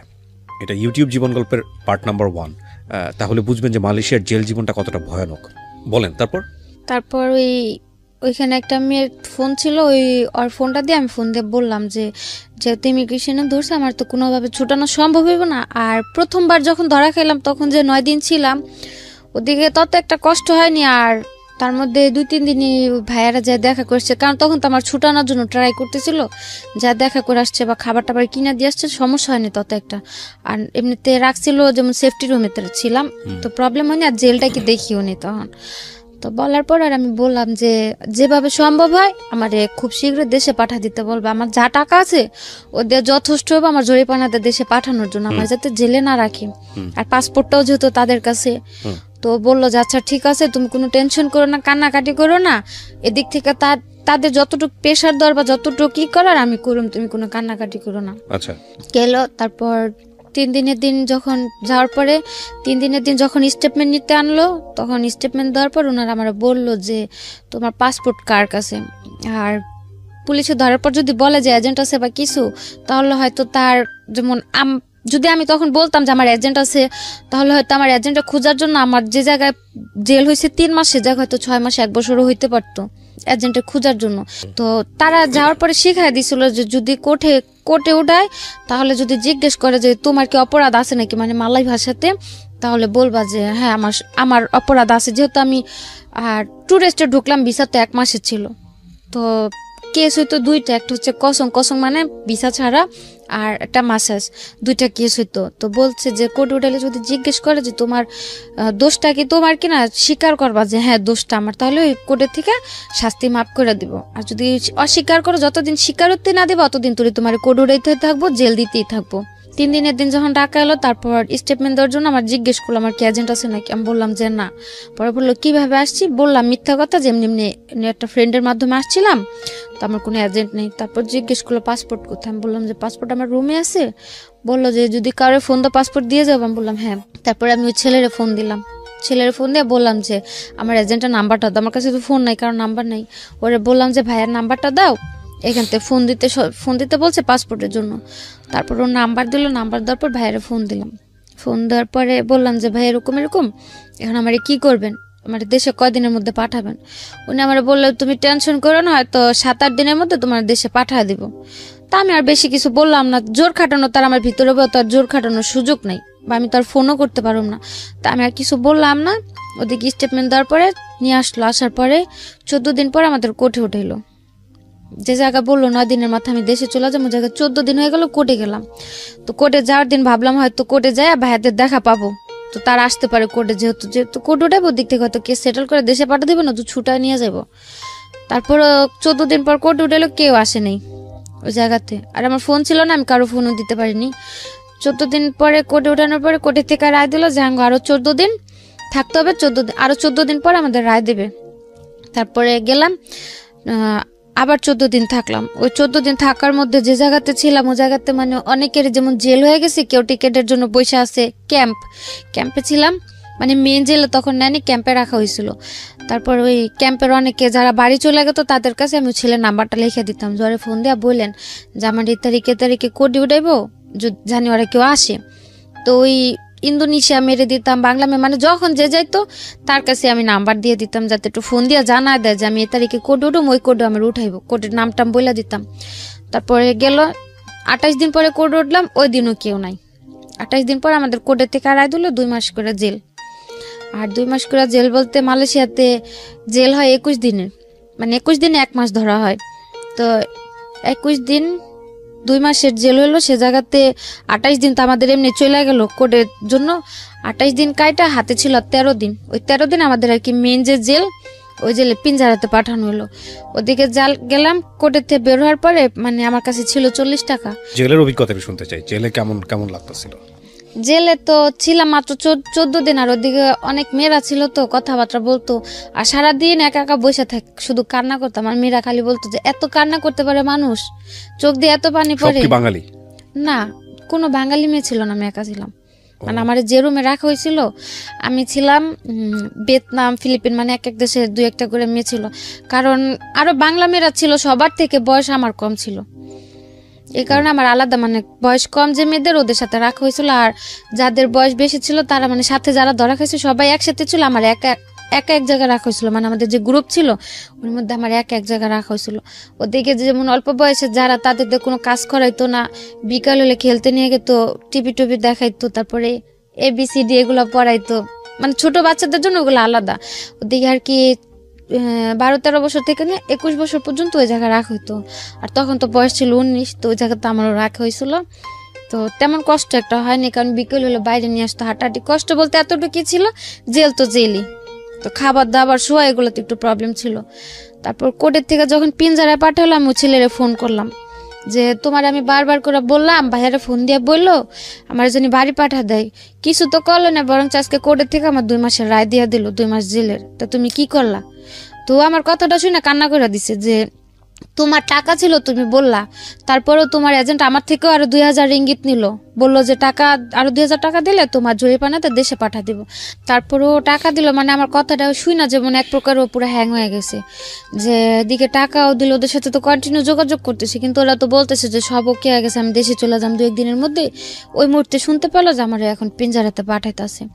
তারপরে বললো যে দেখো আমার তো টাকা টুকাও নিল, আর পাসপোর্টও যেহেতু ওদের কাছে, আমার তো আর কিছু করার নাই, তখন আর কি করবো, কোর্টে তো রায় দিয়ে দিছে, এদিকে তো আর কিছু করার নাই, তো আর কতদিন থাকতে হইব? তারপর আমি বললাম যে আর 14 দিন বা 15 দিন আমার পিঞ্জারা থাকতে হইব। পরে বললো যে ওদিক থেকে আসার পর টিকিট দিয়ে দিলে বাড়ি পাঠা দিব না? আমি বললাম যে হ্যাঁ, যেদিন আমার ওই পিঞ্জারা থেকে ক্যাম্পে পাঠাইবো 14 দিন পরে, আমার টিকিট আজকে টিকিট দিয়ে গেলে আমি কালকে বাড়ি চলে যেতে পারবো, আমার কোনো সমস্যা হইব না। পরে বললো যে আচ্ছা ঠিক আছে, তুমি যাও, আমি তাদের সাথে কথা বলে রাখি যাতে তোমার টিকিটটা 14 দিনের মধ্যে পরে দেওয়ার জন্য তার প্রস্তুত নিয়ে থাকে। আমি বললাম যে আচ্ছা ঠিক আছে। তারপর 14 দিন ওই জায়গাতে গেল। 14 দিন পরে 1 তারিখে না যেন, আগস্টের 1 তারিখে, মেবি 1 তারিখে না যেন 5 তারিখে আমাদের ক্যাম্পে আনলো। ক্যাম্পে আনার পরে আমি ওর ফোন দিলাম, ক্যাম্প যেদিনকে পিঞ্জারা থেকে ক্যাম্পে আনলো ওই দিন রাস্তা থেকে আমি ওর ফোন দিলাম, ফোন দিয়া গাড়িতে অন্য মানুষের ফোন দিয়ে। আপনি কি ওরে ভালোবাসতেন?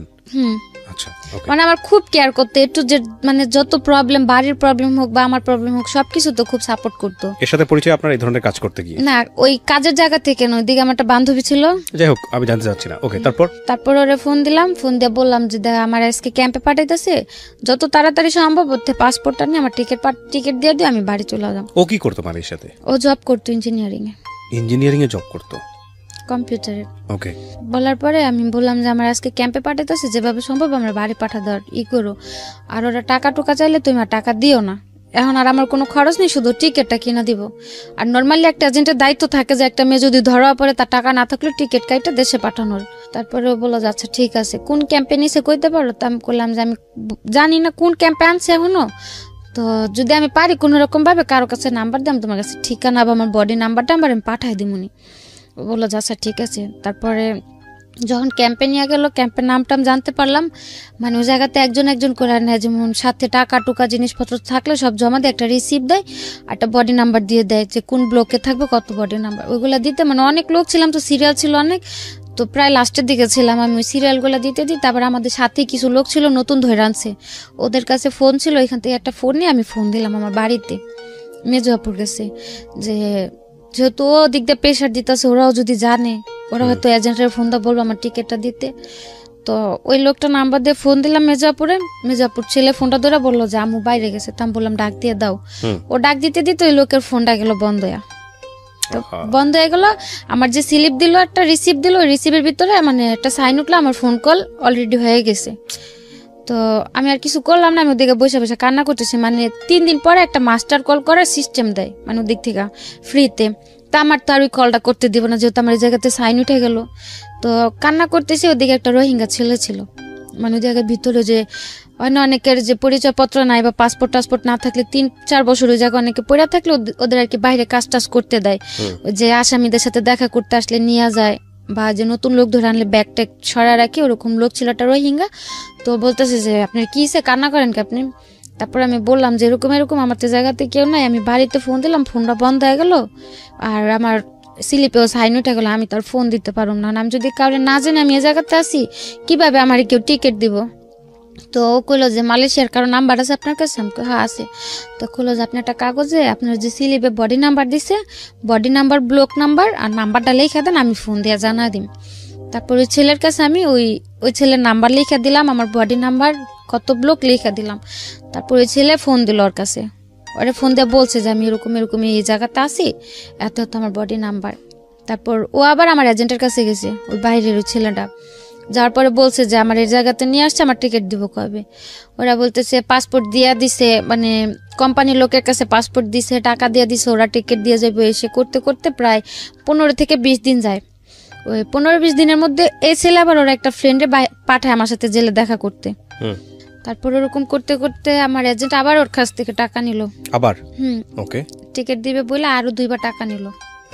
যখন আমার জেল টেল শেষ হলো তখন ও আবার 2বার টাকা দিল। আচ্ছা, দেবার পরে যখন 3য় সপ্তাহ আমার সাথে দেখা করতে গেছে, তারপরে ওর বন্ধুটা বলতেছে যে আপা দেখেন আপনার পাসপোর্টটা আপনার এজেন্টে দিতে আছে না, আর ও 2-3বার করে টাকা দিছে, ওরে পাসপোর্টও দেন আপনার টিকিটও দিতে হয় না। ও এমনও বলছে যে ভাই টাকা খাইছেন ভালো করছেন, আর পাসপোর্টটা দিয়ে দেন, আর একটা টিকিট আমি কাইটা দিতেছি, আপনার টাকা টুকা দিতে হবে না, টাকা জানিছেন নিছেন, আর পাসপোর্টটা দিয়ে দেন।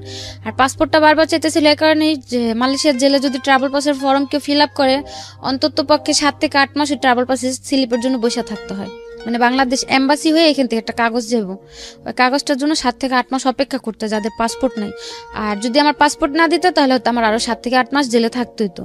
তার জন্য বারবার যাওয়ার কথা, টাকা খাইতেছে খাক, তো পাসপোর্টটা দিয়ে দেখ। আর এই চান্সে ও টাকা খাচ্ছে। আর তারপর 3বার 3য় সপ্তাহ যখন দেখা করতে যাওয়ার পর আমি কান্নাকাটি করে বলছি যে ঠিক আছে ওই বা কি করবো, বারবার টাকা দিতেছে। আমি বলছি যে ওরা টাকা দিতে নিষেধ করেন, আমি ট্রাভেল পাসের ফর্ম ফিল আপ করে দিচ্ছি, যদি আমার ফর্ম আসে আমার দেখতে ফোন করতে দিব, ট্রাভেল পাস আসলে যে কাউরে ফোন দিয়ে বলো টিকিট দিয়ে যাওয়ার জন্য। তখন আমি ফোন দিয়ে বললো, ওরা এসে বললেন আমার টিকিট দিয়ে তার টাকা টুকা লাগবে না। তারপর ওই ছেলে মানে ওই কথা শোনার পরে যে পুলিশের কাছে একটা রিপোর্ট করলো যে এরকম এরকম আমি জেল আছে, আমার পাসপোর্ট আমার এজেন্টের কাছে, আমার টিকিট দিতেছে না।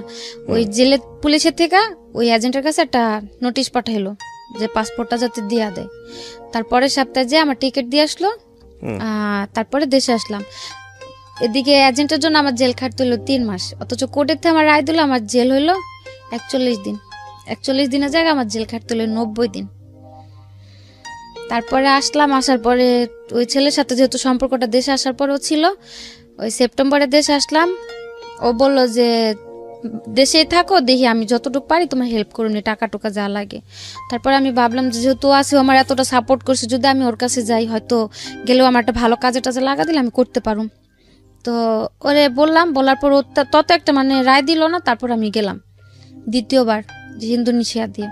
আপনি জেল থেকে ছাড়া পেয়ে বাংলাদেশে কিভাবে আসলেন ওইটা একটু আরেকবার বলেন। জেল থেকে ছাড়া পেলাম ওই যে আমার ওই যে পাসপোর্টটা ম্যানেজ করতে পারলো, ও যে পুলিশের কাছে রিপোর্ট করলো 2-3 বার টাকা দেওয়ার পর যখন পাসপোর্ট না দিল, ওই তখন পুলিশ বলল রিপোর্ট করলো। তারপর ওকে ধরলো, রিপোর্ট করার পরে ও নোটিশ পাঠালো আমার এজেন্টের কাছে যাতে আমার পাসপোর্টটা দিয়ে দেয়। আর এদিক দিয়ে যখন ওরা পাসপোর্ট দিতেছিল না, আমি যে ক্যাম্পে ছিলাম ওই ক্যাম্পের পুলিশের সাথে আমিও যোগাযোগ করছি। যখন মানে আমি তখন বাধ্য ছিলাম স্বীকারোক্তি দিতে যে আমার এজেন্ট আছে, আমার পাসপোর্ট দিতেছে না। আর তখন তো আমার কোনো সমস্যা নেই, আমার জেল টেল সব হয়ে গেছে, আর আমি দেশে যাব।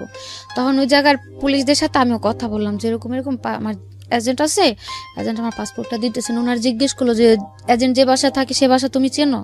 বললাম যে হ্যাঁ। পরে বললো যে 1 সপ্তাহ সময় দেখো, যেহেতু তোমার বাইরে থেকে লোক রিপোর্ট করছে, যদি ওরা পাসপোর্ট না দেয় তোমার আমাদের সাথে নিয়ে এখান থেকে তোমার এজেন্টের বাসা যাওয়া হইব। আচ্ছা, হয়তো এখান থেকে পাসপোর্টটাও না হইব, সাথে ধরা হইব। তারপরে কিভাবে হলো? তারপর ওই যে রিপোর্ট করাতে পুলিশের থেকে নোটিশ দিল, নোটিশ দেওয়ার পর ওই লোক এসে আমার পাসপোর্ট আর টিকিট দিয়ে গেল। আচ্ছা, তারপর আপনি বাংলাদেশে আসলেন? হ্যাঁ, টিকিট দেওয়ার কত বছর পর বাংলাদেশে আসলেন? হ্যাঁ, 1.5 বছর। 1.5 বছর পর। এই 1.5 বছর জীবনে কি বলবেন, স্বর্গ না নরক? জাহান্নাম?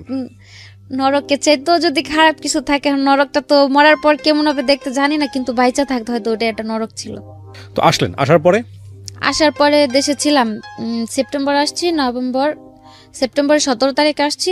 আসার পরে নভেম্বরের লাস্টের দিক দিয়ে আমি আবার চলে গেছি। কোথায়? মালয়েশিয়ায়। কেন গেলেন? মালয়েশিয়ায় গেলাম ওই অতদিনে মানে ওই ছেলেটা আমার জন্য যতটুকু দৌড়াদৌড়ি করলো, হয়তো জায়গাতে আমার আপন কোন একটা ভাই বোন থাকলে অতটুকু করতো না। তো ওর প্রতি অতদিন একটা আলাদা টান হলো, যেহেতু বাইরে ও আমার জন্য এতটুকু করতে পারছে, বা যদি ও তো সবসময় বলতো যে আমার বিয়ে করব বা আমার পাশে সবসময় থাকবো। তা আমি ভাবলাম যে যাই আমি ওর কাছে, যে এখন তার আমি খারাপ কিছু করুম না, যাই হোক তোর কাছে থেকে একটা ভালো জব টপ করি, কিছু যখন ও দেশে আসো ওর সাথে আমি চলে আসবো। আসলে হয়তো তখন যদি বিয়ে শাদী করলো না, তোর দ্বারা আমি ভালো কিছু একটা করাতে পারলে আসলাম। কিন্তু ওই তার ভরসায় গেলাম, 2য় বার যে সেম অবস্থায়। না হয়তো সে কাজগুলো করতে হয় নাই, কিন্তু ওর সাথেই ছিলাম। ওই 1-1.5 মাস লাগায়া জঙ্গল টঙ্গলে থাইকে এত কষ্ট করে যে গেলাম ওর জন্য। আমি জঙ্গলে থাকতে হয়েছে যাওয়ার সময়? কিসে গেছেন? এখান থেকে 3টা দেশ ঘুরাই নিয়ে গেছে, তো মানে যে যে জায়গায় ঘুরছি ওগুলাতে কোনো প্রবলেম হয়নি। হোটেলে 1.5 মাস লেগেছে যেতে? 1 মাস, পুরো 1 মাস লাগছে। কিসে গেছেন আপনি? প্লেনে না? প্লেনে গেছি, এখান থেকে ইন্ডিয়ায় গেছি, ইন্ডিয়া থেকে বালিতে গেছি, বালি থেকে ইন্দোনেশিয়ায় গেছি, ইন্দোনেশিয়া থেকে মালয়েশিয়ার এয়ারপোর্টে গেছি। এয়ারপোর্টে মানে যে কিরকম মানে একটা বিমান ভাইঙ্গা যেভাবে যায় না অনেক দেশে, ডাইরেক্ট না গেলে বিমান ভাইঙ্গা। বন জঙ্গলের কথা কেন আসতেছিল? জঙ্গলে ছিলাম 15 দিন, মানে জঙ্গলের ভিতরে, টোটালি জঙ্গল, ওর ভিতরে খাওয়া দাওয়া সহ সবকিছু। ওখানে ওই বাঙালিরা ওইভাবেই যায়? অবৈধভাবে গেলে ওইভাবে যেতে হয়। মানে ইন্দোনেশিয়া দিয়ে যারা যায় তাদের ওই জঙ্গলে 1 মাস থাইকে যাইতে হয়। এমনিতে যদি থাইল্যান্ড দিয়া বা সিঙ্গাপুর দিয়ে যায় তাহলে তো 1 সপ্তাহের মধ্যে পৌঁছায় যায়। আচ্ছা, তো গেলেন, তারপর? গেলাম, যাওয়ার পর ওই ছেলের কাছে গেলাম, যাওয়ার পরে 6-7 মাস কাজ করতে দেন। ও এমনিতে আমার টাকা টুকা, ওর সাথেই ছিলাম, মানে বাড়িতে টাকা টুকা সবকিছু ও দিল, বা যাওয়ার খরচ টরচ যা লাগলো ওই দিল। দেওয়ার পরে মানে এক পর্যায়ে দেখি ও কিরকম একটা আস্তে আস্তে পোল্ট্রি নিতেছে। কাজ করতে দেয়নি, আমার কোনো কাজই করতে দেয়নি। বলছে যে আশ্চর্য, তো থাকো, সমস্যা নেই, তোমার মতো একটা মেয়ে চালানোর ক্ষমতা আল্লাহ আমারে দিছে, আমি তোমার রাখি, তোমার কাজ করার দরকার নেই, যেহেতু আসছো আমার কাছে থাকো। তো কিছুদিন পরে দেখি ওই হাজবেন্ডের যেমন একটা পোল্ট্রি নিল বিয়ের পরে, তার কাছে যাওয়ার পর তারও একটা পোল্ট্রি। মানে সে কন্টিনিউ যে ক্লাবে যায়, মটট খায়, রাতের পর রাত বাইরে থাকে, আমি ওগুলা বললে মানে মারাত্মক পরিমাণে মারধর চলে। তারপরে গেল এরকম করতে করতে এক পর্যায়ে আমি বললাম যে ভাই তুমি যদি আমার না রাখো, আমার বইলা দাও, যেহেতু আমি আসছি, আমার এখন একটা সুযোগ আছে, তুমি আমার যদি না রাখো আমার বইলা দাও, আমি বাইরে যাই কোনো কাজ কাম করে আমি দেশে চলে যেতে পারো। আর অতদিন লাস্টের দিক দিয়ে আমি একটা কোম্পানিতে কাজে লাগছিলাম ক্লিনারের। তো তখনও বললাম যে দেখো আমি একটা ভালো বেতনে কাজ করতেছি, ভালো একটা কাজ পাইছি, তুমি যদি আমার ছাইরা দাও আমি কাজ কাম করে। বিয়ে করেছিলেন আপনি? না না, ওকে। ওদিকে বিয়ে করার সিস্টেম ছিল না। বিয়ে করলে কি যে হুজুর ডাক দেয়, এমনিতে ঘরে বিয়ে করে ওইগুলো। তা আমার আর ওর উদ্দেশ্য ছিল, আমারই মেন উদ্দেশ্যটা ছিল যে আমি এখন এরকম একটা বিয়ে করুম, দেশে যাবার পরে বিয়ে তো আমার কোনো প্রুফও থাকবো না বা কোনো প্রমাণও থাকবো না, তো তার চেয়ে না করেই থাকি। যদি বিয়ে থাকে দেশে যে হয়তো পোক্তভাবে করলে করবো, না করলে করার প্রয়োজন নাই। শুধু শুধু যে আল্লাহরে সাক্ষী রেখে বিয়ে করুম, এটা নিয়ে হয়তো একটা আল্লাহর কাছে একটা গুনার কাজ হবে, বা ওর কাছে আমি দাবি নিয়ে দাঁড়াইতে পারবো না। এর জন্য আর কেউ ওই জায়গাতে করা হয় না। আর ওই জায়গাতে বাঙালিদের যাদের ভিসা টিসা নাই, ওই কাগজ টাগজ করে বিয়ে করার কোনো সিস্টেম নেই। তারপরে ওরে বারবার বলতাম যে যদি তুমি আমার ছাইরা দাও তা আমি কাজ কাম করি। ও বলতো যে না, আমি কি তোমার আনছি ছাড়ার জন্য, আমি তোমার ছাড়ুন কেন। এরকম করতে করতে ওর সাথে রইলাম 1 বছরের মতো। লাস্ট 3 মাস কাজ করলাম, দেশে আসুম। ওই ট্রাভেল পাস চালু করলো, যারা অবৈধ আছে তারা মানে আত্মসমর্পণ করে দেশে চলে যেতে পারবো। তো ও বললো যে দেখো এভাবে থাকলো তো দুজনের, ওরও ভিসা শেষ হয়ে গেছে লাস্টের দিকে। বললো যে তুমি চলে যাও, আমার তো কোম্পানি আছে, আমার কোম্পানিতে আমার ভিসা করে দিব। তুমি তেমনি একবার ব্ল্যাক লিস্ট করে গেছো দেশে, প্রথমবার যখন জেল খাইতে আসলাম আমার ব্ল্যাক লিস্ট দিয়ে দিল, আবার দ্বিতীয়বার অবৈধভাবে ঢুকলাম, আমি তো আর ভিসাও লাগাইতে পারুম না। তো বললো যে তুমি চলে যাও, আমি থাকি, আমি ভিসা টিসা করে আমি ভিসা লাগলে দেশে আসুন না, ইনশাল্লাহ বিয়ে যা করার করুন। তা আমি বললাম যে না, আমি তোমার রেখে দেশে যাম না, আমি থাকতেই তুমি এত নাটক করো, আমি চলে গেলে তো তখন তুমি পুরাই পোল্ট্রি নিবা, যেহেতু তুমি আমার বিয়ে করবো আমি তোমার সাথেই থাকি, সমস্যা নেই। তো এগুলা করতে করতে ও আমার জন্য টিকিট টুকেট কাটার জন্য পুরো প্রস্তুতি নিল। তার মধ্যে আমার বারাপুর একটা ছেলে অ্যাক্সিডেন্ট হলো, মানে ওর ডান হাতের এই জায়গা দিয়ে একটা চাকু ঢুকিয়ে দিক দিয়ে বের হয়ে গেল। আমার কাছে এমনিতে টাকা নেই, আমি দেশে আসার প্রস্তুতি নিতেছি, তার মধ্যে ওর ওই জায়গাতে অপারেশন করতে অনেক টাকা দিতে হলো আমার বাইরে থেকেই। ও তখন দেশে আসবো না, রাজি হলো দেশে আসার জন্য ছেলেটাও আমার সাথে। তারপরে আমি বলছি যে তুমি আমার টিকিট কাটবা, এত কিছু করবা, কোনো লাভ হইব না, যদি তুমি না যাও যেদিনকার ফ্লাইট থাকবো দিন আমি পলা যাম, দেখবা 3-4 দিন পর আবার আয়া পড়ছি, কিন্তু আমি তোমার রেখে দেশে যাম না। তারপরে এক পর্যায়ে ওর বাবা ফোন দিয়ে বললো যে দেশে নাকি ওর একটা চাকরি হয়েছে, ওরে দেশে চলে আসতে। তারপরে ও রাজি হলো আসার জন্য। একসাথে টিকিট পাইলো না, আমারটা ডিসেম্বর 14 তারিখে করলো, ওটা 17 তারিখে করলো। আসার সময় বারবার করে বললো যে তুমি যাও, তুমি কোনো টেনশন করো না, আমি তা আসি, দেশে যাই, আমি তোমার লোক কোনো পোল্ট্রি নিব না, তুমি চলো, আমিও তো দেশে আইতেছি।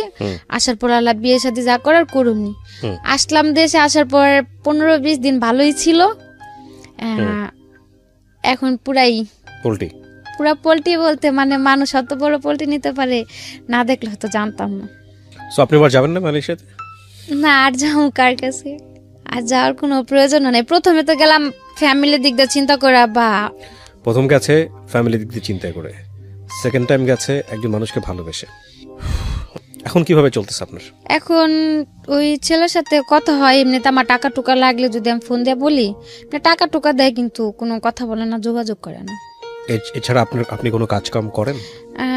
গত মাসে একটা চাকরিতে জয়েন করছি, তো করতেছি টুকটাক। কেন বললেন এই গল্পটা? আবার এই প্রশ্নটা করি। গল্পটা বলার উদ্দেশ্য এটুকুই ছিল যে অনেক মেয়েরাই বাইরে যায়, যেহেতু আমি মালয়েশিয়াতে, অন্য অন্য দেশের গুলো তার আমি বলতে পারি না, বা আসার সময় এয়ারপোর্টেও দেখছি সৌদি থেকে অনেক মেয়েরা প্রায় 1-1.5 মেয়ে সিরিয়ালে দাঁড়ায় আছে। জিজ্ঞেস করলাম, মানে ওদের সাথে আমারও মনে করছিল আমি সৌদি থেকে আসছি। এবার আসার সময় আমি 2-3 ঘন্টা লেটে এয়ারপোর্টের থেকে বেরোলাম, ওই যে ওদের সাথে আমার সিরিয়ালে দাঁড় করা রাখলো। যখন দেখলাম যে সবগুলা লোক সৌদি আরবের, আমি একাই মালয়েশিয়ার, তখন আমি চিল্লাচিল্লি করাতে তারপর আমার বের করে দিল। 2-2.5 ঘন্টা যে দাঁড়াইছিলাম, মেয়েগুলা জিজ্ঞেস করলাম যে আপনারা কি জনের দিকে দাঁড়ায় আছেন, সবগুলা জেল খেটে আসছে। 1-1.5 মেয়ে হবে, কমপক্ষে 3 থেকে 400 পুরুষ হবে। 2টা সিরিয়াল, মানে এয়ারপোর্টের ভিতরটা পুরো ভরা ওই মেয়ে লোকগুলা দিয়ে। এছাড়া সাথে যে সব লোক সব বের হয়ে গেছে। তো তাদের মধ্যে দাঁড়া থাকার পর জিজ্ঞেস করলাম, মেয়েগুলা বললো যে দেখেন এরকম এরকম আইনা কাজের নিচে নেওয়ার পরে এখন যে বাড়িতে কাজ করি তারাও নির্যাতন করে, বাইরে থেকে লোকেরাও এসে নির্যাতন করে, লাস্টে টিকতে না পেরে পুলিশের কাছে যে আত্মসমর্পণ করছি, এই জেল খাটটা এখন দেশে আসছে আমরা সবাই। কি একটা ইমেজ দাঁড়ায় দেখেন। এটা তো আমার এইখানে, এটা কিন্তু আমার এখানে এপিসোডটা ফার্স্ট টাইম না, বাংলাদেশের বিভিন্ন মিডিয়াতে, টেলিভিশন চ্যানেলে এই নিউজগুলো আসে, হরহামেশাই আসে। ইমেজটা কি দাঁড়ায় দেখেন। প্রথমত আমাদের সামাজিকতার জায়গাটা থেকে এই ধরনের মেয়েরা যখন দেশে ফিরে আসে খুব একটা ভালো চোখে দেখা হয় না, এবং ওখানে যে যাবে গিয়েও একটা ট্র্যাপের মধ্যে পড়ে যায়, বের হতে পারে না। মানে একটু ভালো থাকার জন্য কি ভয়ঙ্কর রকমের যুদ্ধ। আর আপনি আজকে যেভাবে সাফারার, এটার জন্য তো আপনি নিজেও দায়ী। হ্যাঁ, আপনার বয়স একটা ফ্যাক্ট ছিল যে ওই বয়সে আপনি বুঝেন নাই, কিন্তু আমি নিশ্চিত যে যারা অনেক বয়স্ক, যারা হয়তো 18 বছর পার করে ওই দেশে গেছে, তারা অনেক বুঝে শুনেই গেছে, তাদের জন্য আজকের এপিসোডটা কাজে লাগবে। তো আপনি নিশ্চয়ই ভুল করেছিলেন, কারণ 15-16 বছর বয়সেও যদি আপনি গেছেন, 18 বছরের আগে তো গেছেন আপনি দেশের বাইরে। লেবার লতে তো 18 বছরের আগে তো দেশের বাইরে যাওয়ার আমার জানা মতে নিয়মই নাই বাংলাদেশ সরকার থেকে। তো এটা তো আপনি এক ধরনের অপরাধী করেছেন। এবং যাওয়ার পরে আপনি যেটা বলছিলেন যে আপনি এক পর্যায়ে মেনে নিলেন যে না, এই জবটাই আপনি করবেন পয়সা ইনকাম করার জন্য। পয়সা ইনকাম করতে পেরেছেন ওই যে সব জেলে পুলিশের কাছে গেছে। হ্যাঁ, সো আসলে লাইফে কোনো শর্টকামিং কোনো পথ নাই যে আপনি শর্টকাট একটা মেরে দেবেন দিয়ে আপনি লাইফে অনেক বড়লোক হয়ে যাবেন, অনেক কিছু হয়ে যাবেন। That is really difficult. এটা হয় না। যতদিন কন্টাক্টে ছিল, যদি ততদিনের মধ্যেও পুলিশে ধরতো, তাও মনের একটা সান্ত্বনা দিতে পারতাম যে দেশে চলে গেলাম। যখন কন্ট্রাক্টটা শেষ হইলো, 1 মাস কাজ করলাম, টাকাগুলো নিয়ে বাড়িতেও পাঠাইনি। মানে টাকাগুলো বাড়িতে পাঠাবো, যেমন কালকে পাঠাবো, আজকে কাজে গেছি, যে কাজের থেকে আইসে বাড়ি থেকে নাম্বার নিয়ে টাকাগুলো পাঠাবো, ওই দিন রাত্রে পুলিশে ধরলো। এখন ভবিষ্যৎ পরিকল্পনা কি? আপনি রাইট নাও কত বয়স, কত আপনার? আবারও জিজ্ঞেস। 21 বছর। জীবনের অনেক লম্বা একটা পথ পড়ে আছে। এখন কি চিন্তা করেন ভবিষ্যৎ নিয়ে? এখন চিন্তা করার আর কিছু নাই। এখন মনে করি যে যেহেতু দেশে আসছি, একটা জব পাইছি, করতে থাকি, উপরে আল্লাহ যা রাখছে কপালে তাই হবে। কিন্তু কোনো বাহিরে যাওয়ার বা কোনো সম্পর্কতে জড়ানোর এ ধরনের কোনো চিন্তা। আপনাকে যে মানুষটা আপনার জীবনে পরবর্তীতে আসবে, যদিও খুব ব্যক্তিগত প্রশ্ন হয়ে যায় এটা, আপনি কি চিন্তা ভাবনা করেছেন? তাকে আপনি আপনার জীবনের অতীতটা বলতে পারবেন? আমার উদ্দেশ্যটা শুরু থেকে একটাই ছিল যে এমনিতেও তো ছোট থেকে কারো কাছে ভালো কিছু পাইনি, বা ফিউচারে কি বর্তমানে কি কারো সাথে যদি কোনোদিনও জড়ায় যায়, বলা তো আর যায় না যে আমার অতীতটা যায় না আমার অ্যাকসেপ্ট করবে, আমি তার সাথেই থাকবো। কারণ এসব কথা তো কখনো লুকানো থাকে না। যদি দেখা গেছে একটা সম্পর্কতে জড়াই গেলাম, বা কিছুদিন থাকার পর যখন আমার এই অতীতগুলো সে জানতে পারবো, তখন কিন্তু খুব ভয়ঙ্কর একটা পরিস্থিতিতে পড়তে হবে। তার চাইতে আমার অতীতটা যায় না যে আমার অ্যাকসেপ্ট করবো, আমি তার কাছেই যাব। আমাদের সামাজিকতা কি তৈরি হয়েছে যে একটা মেয়ে যার কোনো অপরাধ নাই, ভুল নাই, কিন্তু এরকম একটা ঘটনায় জড়িয়ে গেছে বা জড়াতে বাধ্য করা হয়েছে, সেই মেয়েটাকে আমরা পাবলিকলি ফোকাস করতে পারি? অপরাধ তো ওর নাই, পারি না, কারণ আমাদের সমাজটাই তো এখানে বিকলাঙ্গ চিন্তার অধিকারী। অপরাধ ওর না, তারপর ওকে আমাদের হাইড করতে হচ্ছে। সো অনেক সময় লাগবে পরিবর্তন আসতে, কিন্তু ওর যে চিন্তাটা ব্যক্তিগত পর্যায়ে, সেই চিন্তাটাকে আমি স্যালুট করি। জীবনের সমস্ত কিছু জেনেই যেন ওর কাছে মানুষ আসে। আরেকটা বিষয় আমি বিশ্বাস করি, সেটা হচ্ছে আমৃত্যু পর্যন্ত নিজের ভুলগুলো বুঝে নিজের জীবনটাকে সংশোধন করার সুযোগ আছে, সেটা আল্লাহ আমাদেরকে দিয়েছে। সো সেই জায়গাটা থেকে আপনি যদি ব্যক্তিগতভাবে মনে করেন যে ভুলগুলো হয়ে গেছে আমার অপ্রাপ্ত বয়স থাকা অবস্থায়, সেগুলোর জন্য আপনি নিজেও রেসপন্সিবল ছিলেন না, উদ্দেশ্য ছিল মহৎ, কিন্তু আপনি ট্র্যাপে পড়ে গেলেন, সেটার জন্য আল্লাহ আপনাকে একটা ভালো দিক নির্দেশনা দিক, আপনাকে ভালো পথে পরিচালিত করুক, সেটা একটা বিষয়। আরেকটা হচ্ছে, যারা আজকে আপনার এই গল্পটা শুনলো, আমি নিশ্চিত যে এই গল্পটা শোনার পরে কোনো বাবা মাই তার সন্তানকে অবৈধ পথে বিদেশে পাড়ি জমানোর কথা বলবেন না। একবার 2বার 3-4 বার বাইরে গেলাম, কখনো মানে ফ্যামিলি থেকে